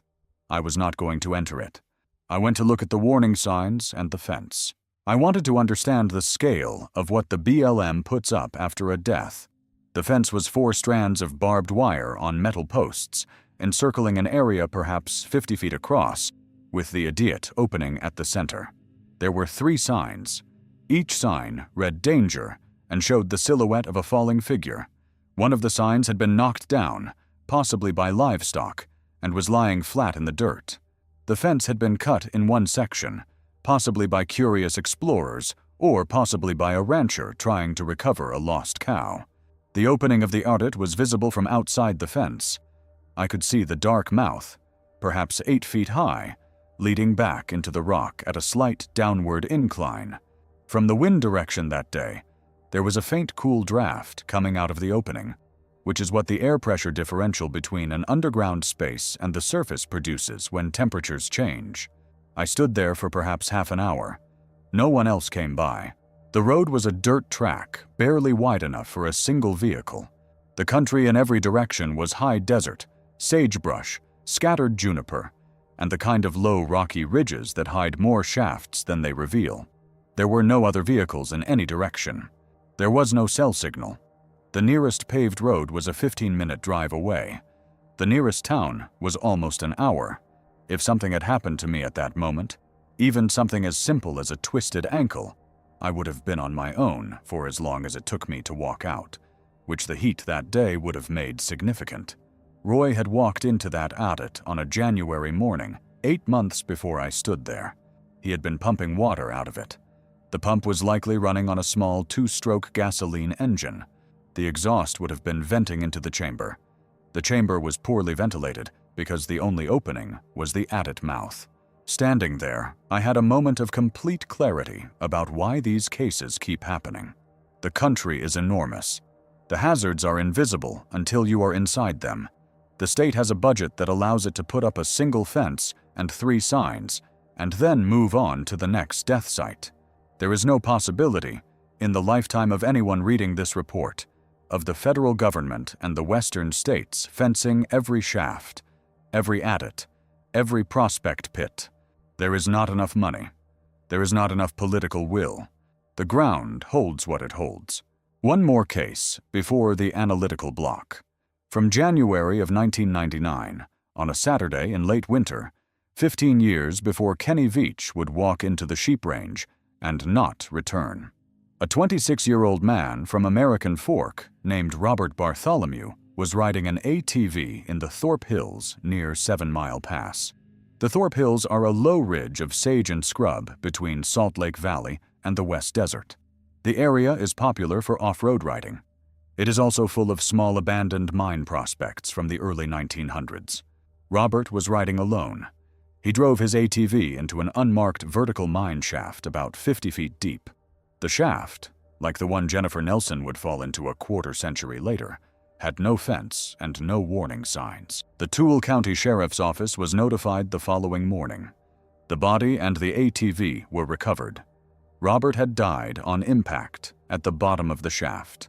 The Utah Abandoned Mine Reclamation Program backfilled the Thorpe Hills shaft on February 16th of 1999, a few weeks after Robert was killed, as part of its 5 Mile Pass project. The shaft was one of more than 100 backfilled in that single project area. The detail in Robert's case that stays with me is the timing of the closure. The state had funding to backfill more than 100 shafts in that exact area. They did the work 3 weeks after a man died. They could have done it 3 weeks before. The shafts were on the inventory. The funding existed. The order of operations was the only thing that separated Robert from the men whose names never made it onto a casualty list, because their shafts were sealed before they got there. Look at the dates and the geography one more time. Devin Westenskow, 2011, Battle Mountain, Nevada. Robert Bartholomew, 1999, Thorpe Hills, Utah. Riley Powell and Brelynne Otteson, 2017, Tintic District, Utah. Jennifer Nelson, 2025, Spirit Gulch, Colorado. John Waddell, 2018, Aguila, Arizona. Kenny Veach, 2014, Sheep Range, Nevada. The Chloride Sisters, 2007, Mojave County, Arizona. Joshua Dennis, 1989, Oquirrh Mountains, Utah. Jeremiah Etherington, 1996, Oquirrh Mountains, Utah.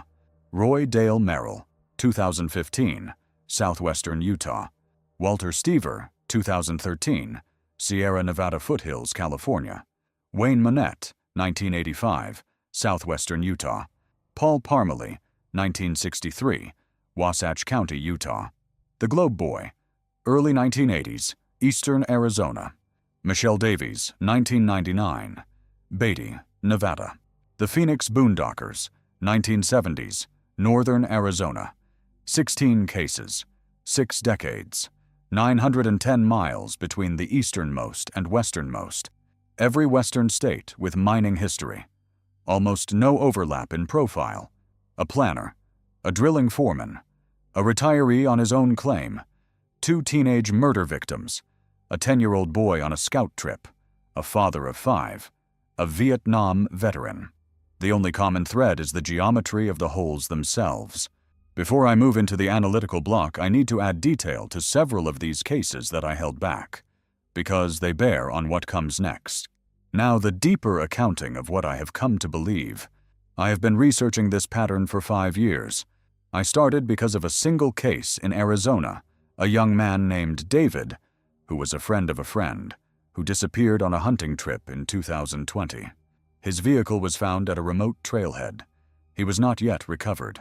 The terrain where he disappeared was rich with abandoned mining prospects from the late 1800s. The sheriff's office searched for 2 weeks and concluded he had likely fallen and was not recoverable. The family pushed for a longer search. They organized volunteer ground teams and a helicopter overflight. They covered, in their own count, more than 40 square miles.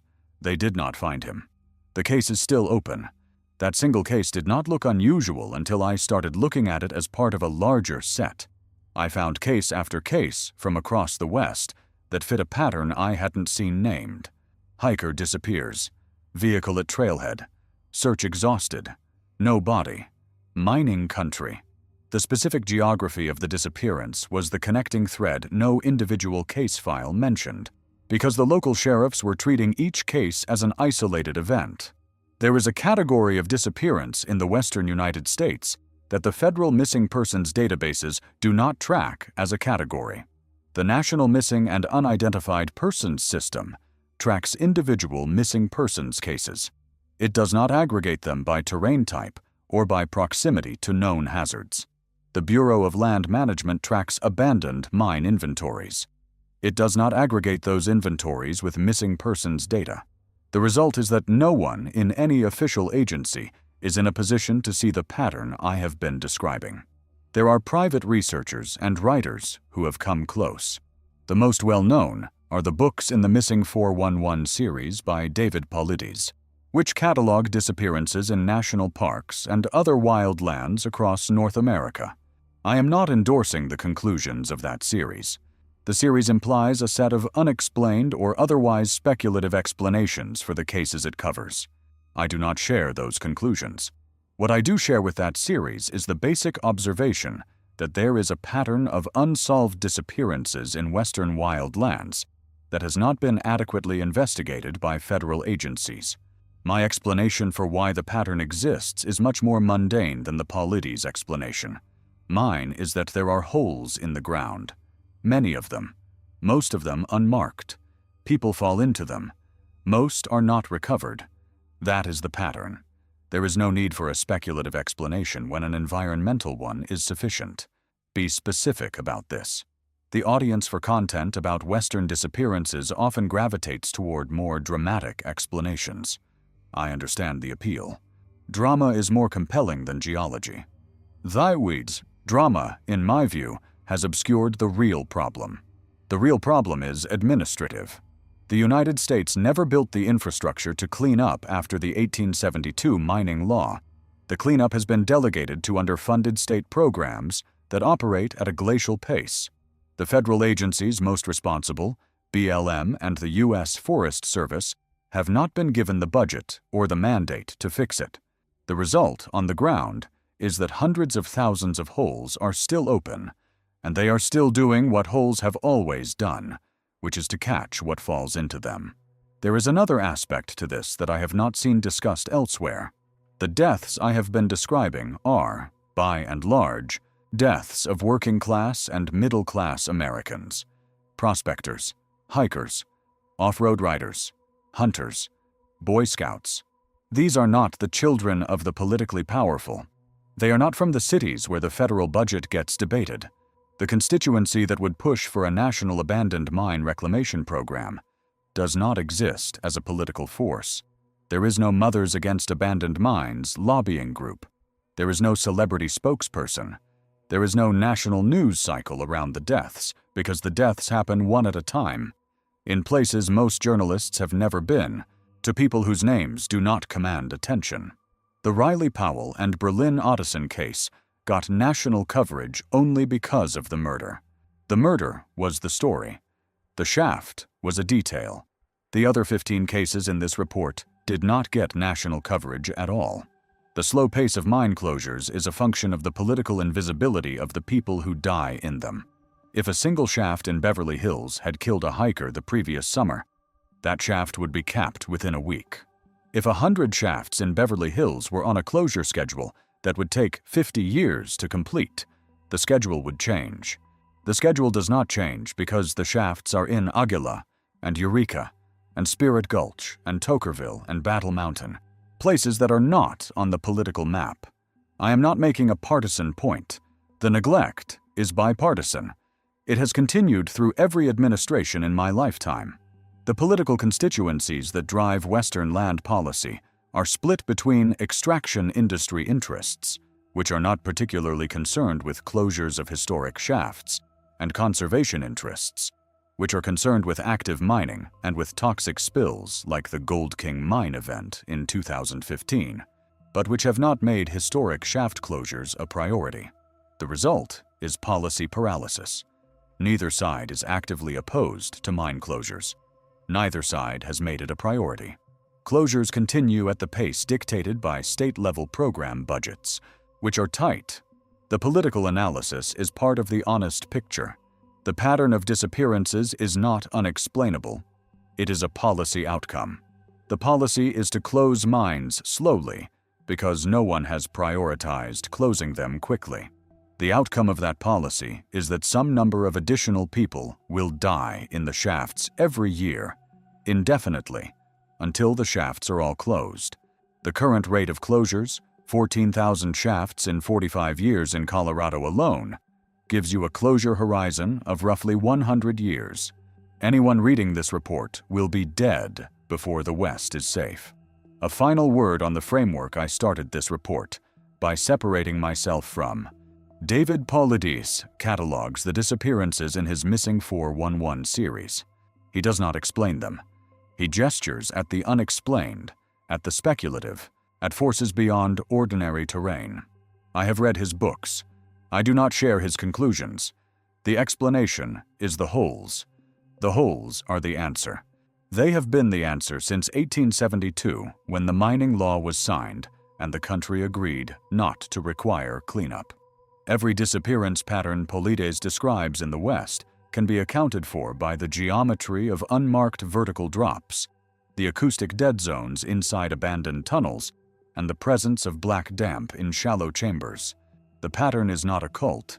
It is administrative. The bodies are not taken by anything. They fall. Before I get to Devin again, I owe you the rest of the Kenny Veach case. I held it back because the analysis belongs here, not in the case section.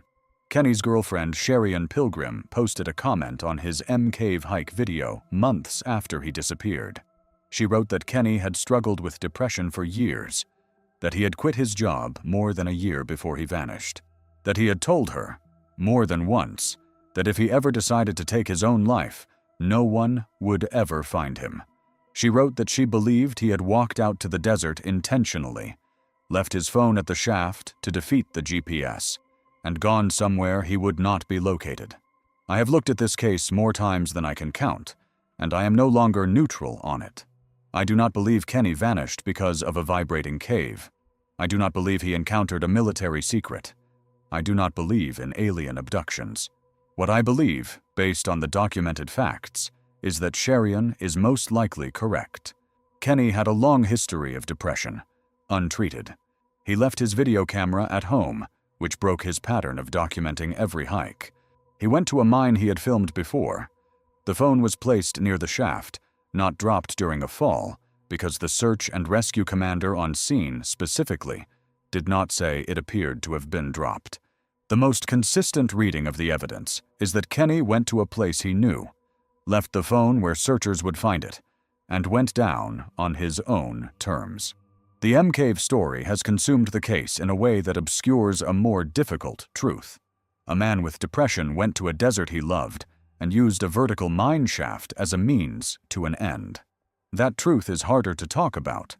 It is also more useful because it helps explain why so many of the disappearances in this report never get solved.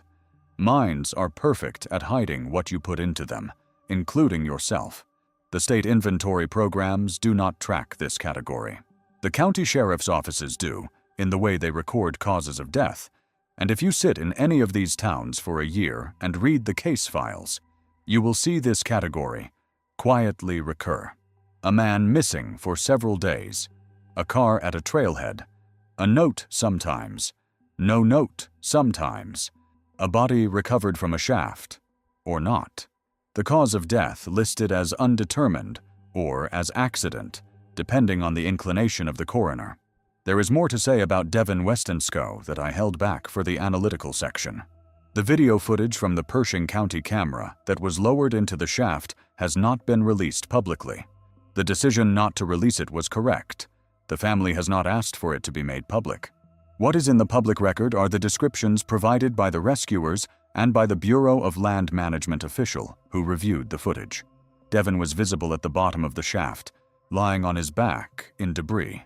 The shaft was approximately 190 feet deep. The walls were 1895 vintage, sunk during the boom that followed the Comstock lode discovery. The original shaft had been timbered for stability when it was active. The timbers had rotted out over the intervening 116 years. The walls were now bare rock with no support.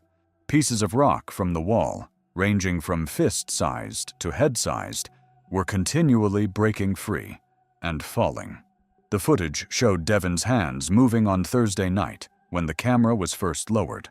By early Friday morning, his hands had stopped moving. The camera caught his breathing pattern slowing through the night. By mid-morning Friday, the camera operator could no longer see chest movement. The rescuer who had been struck on the head when his rope was lowered down the shaft was treated for a concussion and recovered. The rock that struck his hard hat was approximately the size of a softball. It split the hard hat shell. The rescuer had been about 30 feet down at the time. If the rock had hit his face instead of his head, he would have been killed. After that, the BLM and the sheriff's office made the call no further descent was safe. They were correct. In a tactical sense, the walls were demonstrably collapsing. A second rescuer death was a real possibility. The math was honest. What I think about, though, is the question of what could have been done with different infrastructure. The Mine Safety and Health Administration has a national mine rescue program. It is staffed primarily by rescuers from active mining companies who are trained for emergencies inside operating mines. The program does not respond to abandoned mine emergencies. There is no comparable program for abandoned mines. There is no federal team that can be dispatched within 24 hours to an unstable shaft anywhere in the West with the equipment to shore up the walls and reach a victim. If there were such a team, Devin might have lived. The cost of building such a team is small relative to the federal budget. The political will to build it has not existed. The deaths happen one at a time in places not on the political map. Devin was a 30-year-old father of 5 from Wyoming who worked on geothermal rigs. He was not the kind of citizen whose death rearranges federal priorities. His grandmother said the family felt that if Jesus Christ was buried in a tomb, it was good enough for Devin. That is, on the one hand, an act of grace. The family was finding a way to live with a loss that had no good ending. It is also a statement that should not be necessary. Families in the United States in the 21st century should not have to find theological consolation for the fact that their loved one is sealed in a 120-year-old mine shaft because the country could not figure out how to extract him. On the geography of Jeremiah's last hour, the Oquirrh mine, sometimes called the Honorine, depending on which county records you read, sits about a mile up the foothills east of the small town of Stockton. The road to the entrance is a steep dirt switchback. The The portal of the mine, the original entrance at ground level, is a low-arched opening in the side of the hill, about 6 feet high and 4 feet wide. There is a steel grate over the entrance now, installed after the sheriff sealed the mine in 1996. Before the grate was installed, there had been only a dirt mound and a chain-link fence, which had been vandalized to the point that the mine was effectively open. Picture Jeremiah's last hour. He and his 3 friends, Corey and the 2 younger boys, hiked up to the portal and ducked through. They walked the long horizontal tunnel for some distance. The tunnel had a slight downward grade and was maybe 8 feet wide for most of its length. The floor was loose rock and dust. The air was cold. The boys had flashlights, but the flashlights only illuminate a cone of perhaps 10 feet ahead. The walls of the tunnel were braced in places with timbers. Most of the timbers were rotted. 3/4 of a mile in, the floor of the main tunnel intersected with a vertical winze. The opening at the level of the main tunnel had been spanned by a wooden timber platform when the mine was active to allow miners to walk over it. The platform was, by 1996, 68 years old. The wood had been alive when it was installed in the late 1920s. Jeremiah had decided to rappel into the winze using a rope from the surface. The plan was to descend 30 feet to a timber that crossed the winze, rest on the timber, and then continue down. He clipped into the rope. He lowered himself 30 feet. He set his weight on the timber. The timber gave way under his weight, and the disturbance caused 30 feet of additional debris to come down on top of him from the walls and the platform above. He fell, with the debris on him, 420 feet to the next ledge that interrupted the shaft. His 3 friends saw the dust come up out of the winze. They could not see Jeremiah. They could see the rope, now slack, hanging into the dust. They called his name. There was no response.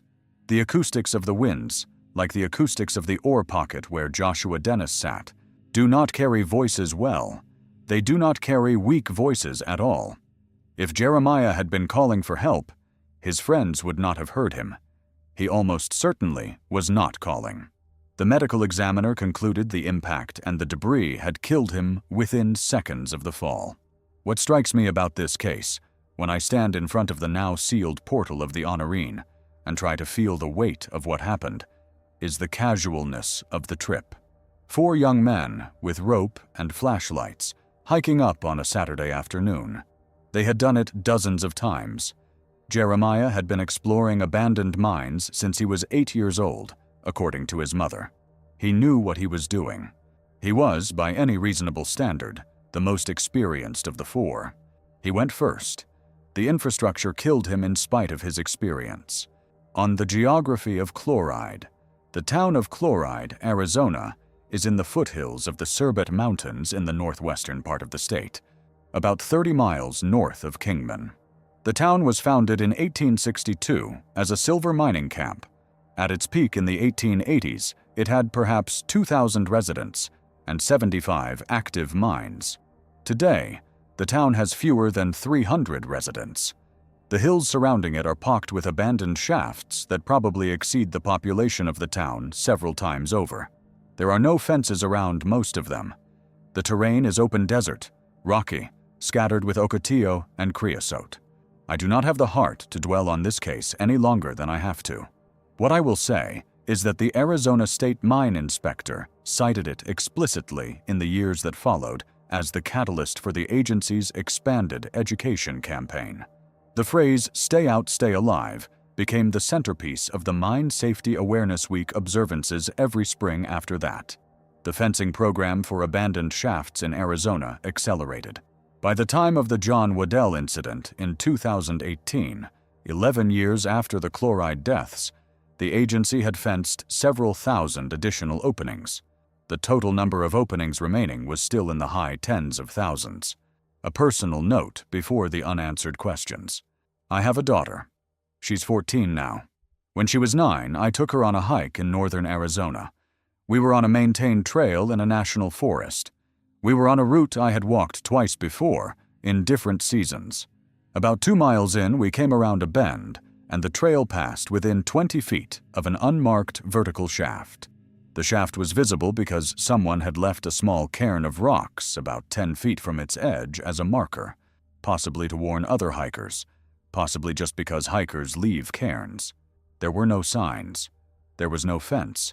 The shaft was perhaps 4 feet across and dropped straight down. I could not see the bottom. We stopped. I took my daughter's hand. We walked carefully past the shaft on the side of the trail farthest from it. We continued the hike. I did not point out the shaft to her at the time because I did not want to scare her.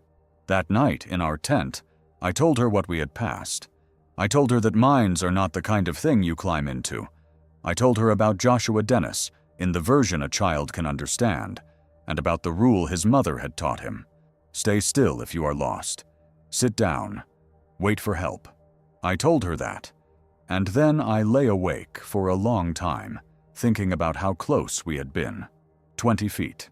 The trail was not particularly narrow at that point. A child running ahead of a parent, especially a child under 10, could easily have crossed those 20 feet without thinking. Not because the child was reckless, because children run, because a curious child sees a hole in the ground and looks, because 4 feet of vertical shaft, in the imagination of a 9-year-old, looks like a feature of the trail, not a hazard. The abstract advice in this report can sound paranoid until you have stood 5 feet from an unmarked shaft with your 9-year-old. After that, it does not sound paranoid. It sounds urgent. The country is full of these holes. The holes do not move. They are simply there. If you take your children into mining country, you take them on a leash, metaphorically, and sometimes literally. You stay between them and the country. You do not let them run ahead. You do not let them out of your sight on the trail. You teach them in advance what a mine looks like and what to do if they encounter one. They will not encounter one if you are doing your job, but you teach them anyway, because the country teaches its own lessons in ways you do not want.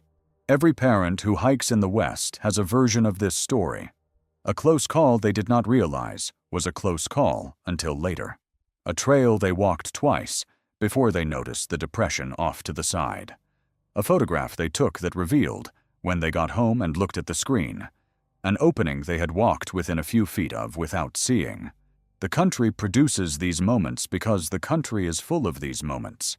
We just do not catch most of them. The Globe Boy case has a follow-up that bears on the broader pattern. The mine where the boy fell was, in the years after the death, used as a training site for the Arizona Department of Public Safety's rope rescue program. Trainees would be lowered into the shaft, recover dummy victims from the bottom, and practice extraction. The program ran for several years until the shaft was permanently backfilled in the late 1990s. According to a former DPS rope rescue trainer I corresponded with, the shaft retained a strange acoustic property, where voices from the bottom carried up to the lip with surprising clarity, but voices from the lip did not carry down. The boy, if he had been conscious at the bottom, could have heard his friends calling for him. His friends could not have heard him calling back. That acoustic asymmetry, which is a property of the specific geometry of the shaft, is one of the cruelest features of these underground spaces. A victim at the bottom is often able to hear searchers. The searchers cannot hear the victim.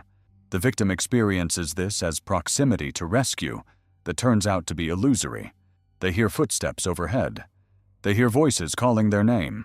They call back. The searchers move on. The hours pass. The light, if there is any, fades. The temperature drops. The voices come back, then go away again. By the time real rescue arrives, if it ever does, the victim has often given up calling and has gone into hypothermic stupor. If I could change one thing about the federal abandoned mine program tomorrow, it would be the deployment of acoustic detection equipment standard at every search and rescue operation in mining ground. Modern acoustic gear can pick up faint voices through dozens of feet of rock. The technology exists. The cost is a few $1,000s per unit. Local sheriff's offices in counties with high concentrations of abandoned mines should have one, maintained, ready to deploy. Most of them do not. The result is that searchers walk past the place where a victim is sitting and hear nothing, because they are listening with their ears alone. The same equipment the searchers in the hidden treasure mine had in 1989 when they walked past Joshua Dennis dozens of times. One more set of observations from my own field work. In the spring of last year, I drove through Searchlight, Nevada, a former gold and silver mining town in the southern tip of Clark County, about 40 miles south of Las Vegas on U.S. Highway 95. Searchlight today has a population under 500. It was founded in 1898 after a prospector named G.F. Colton struck a vein of gold ore. At its peak, in the early 1900s, the town had thousands of residents and dozens of producing mines. The Quartet and the Duplex were the largest. After the boom collapsed in 1907, the town gradually emptied. Mining stopped entirely in 1953. The hills around Searchlight today are visibly pocked with mine shafts. I parked at the edge of town one afternoon and walked into the desert north of the highway. I was carrying a GPS unit, a satellite messenger, water, and a flashlight. I was wearing boots and long pants. I had told a friend at home where I was going and when I would check in. I walked for about 30 minutes on a dirt road that the BLM keeps open for prospectors with active claims. In that 30 minutes, I passed 7 open mine shafts. None of them had fences. None of them had signs. 2 of them were within 5 feet of the road. One was on the road itself, with the road bending around the lip. I could see the bottoms of 2 of them with my flashlight. The other 5 were too deep. The sun was low. The shadows in the shafts were absolute black. Walking that piece of country was strange. The desert was beautiful. The light was gold. There was almost no sound except for an occasional plane high overhead. The mountains in the distance were violet.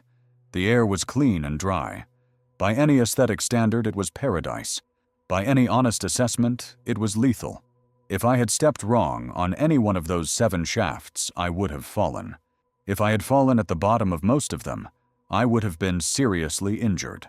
If I had not had an emergency beacon, I would have lain there in the cold of the night until I was found. Possibly the next day, possibly never. The desert that produces gold also produces invisibility, and the two are not entirely unrelated. I came back to my truck before sunset. I checked in with my friend at home. I drove to Las Vegas and slept in a hotel. The next morning I went back and walked a different road. I passed 5 more open shafts. By the end of 2 days, I had personally seen, in approximately 6 hours of walking, more than 30 open mine shafts within 2 miles of a small town that has continuously inhabited a position in southern Nevada for 127 years. The shafts have been part of the local geography that whole time. People in Searchlight know they are there. The state knows they are there. The BLM knows they are there. None of them are closed. They are waiting, in the most neutral sense of the word, which is the sense in which gravity waits. That is the picture. A small town, a few hundred people, hills on every side. The afternoon light is gold. The road is empty. The road is good walking. The sky is enormous. The shafts are everywhere. They have been everywhere for over a century. They will be everywhere for another century, unless something changes. The probability that any individual hiker on any individual trip falls into one is small. The probability that no one falls into one this year is essentially 0. The country produces its quota of disappearances every year, drawn from the millions of person trips into mining ground, and the disappearances are the cost of the country remaining as it is. There are questions I cannot answer. I will leave them with you in the form they sit in my own notebooks. How many people have actually disappeared in the Western abandoned mine system since the federal inventory began? The official answer is roughly 200. I do not believe that number. I believe the actual number is several times higher, because the official count requires a body or a connection between a missing person and a specific shaft, and the great majority of the missing have neither. How many bodies are currently at the bottom of shafts the searching authorities never specifically checked? I cannot answer this. The state programs do not check shafts during closure work Because, in the words of the Utah Division of Oil, Gas and Mining Manager, that kind of recovery work is too time-consuming and difficult. They cap the shafts. The bodies are sealed under the caps. The cases remain officially open. How many disappearances attributed to wilderness causes are actually mine-related? The Susan Cox Powell case from 2009 in West Valley City, Utah, was investigated as a missing persons case for years. Investigators checked some abandoned mines in Utah and Nevada. She was never found. There are other cases with similar profiles, women and men who vanished in regions known to have unmarked shafts, where the formal investigation focused on murder or accident, but did not exhaust the shaft inventory. The proportion of those cases that are actually mine-related is unknown. How many of the people who have disappeared went voluntarily? Kenny Veach is one possible case. There are likely others. The phrase his girlfriend used about him, that no one will ever find me, is a phrase the country answers in the affirmative. The shafts are excellent at not finding people. Whether someone goes into a shaft alive, dead, or by their own choice, the result is the same. The shaft holds them. A practical question worth asking. What would change if the federal government decided, tomorrow, to seal every documented abandoned mine in the West? The cost estimates I have seen run between $2 and $4 billion over a decade. That figure is small relative to other federal expenditures. It has not been requested. There is no political constituency for it. The deaths are too geographically scattered, too socioeconomically diffuse, too rare on a per-shaft basis to motivate national attention. The families I have talked to all want the closure programs accelerated. They are not a powerful lobby. They are people who have lost children, parents, siblings, friends. I will be honest about my own conclusion. I do not have a tidy answer. The pattern has no occult cause, no unknown force behind it. It is the long tale of the 1872 mining law and 150 years of extractive industry that left 500,000 unfilled holes across 1/3 of the continent. The holes are still there. They will be there in 20 years. They will be there in 50. People will continue to die in them at a low, steady, mostly invisible rate. Some will be hikers like Jennifer. Some will be prospectors like John, who survives, and Roy, who does not. Some will be children. Some will be people who chose the shafts on purpose. Most will not be famous. Most will not be searched for adequately. Most of their bodies will not be recovered. If you take any single piece of advice from this report, take this one. Do not enter abandoned mines. There is no exception that justifies it. There is no curiosity, no claim, no photograph, no historical interest, no rumored vein of gold that justifies the risk. The mines do not give back. The country does not give back. The men who built these shafts are dead. The companies that profited from them are gone. What is left is the holes. The holes are patient. They are not waiting for you. They are simply there. If you stay above ground, on established trails with someone who knows where you are, you will not fall into them. That is the only protection that has ever worked. And it will be the only protection 100 years from now, too. If this report has been useful, share it with anyone in your life who hikes, rides, hunts, or prospects in the West. There is no other report like this that I am aware of. The agencies that should have produced it have not. If you have a case in your own family that fits the pattern, leave the location and the approximate date in the comments below. I read everything. Keep above ground. Stay alive.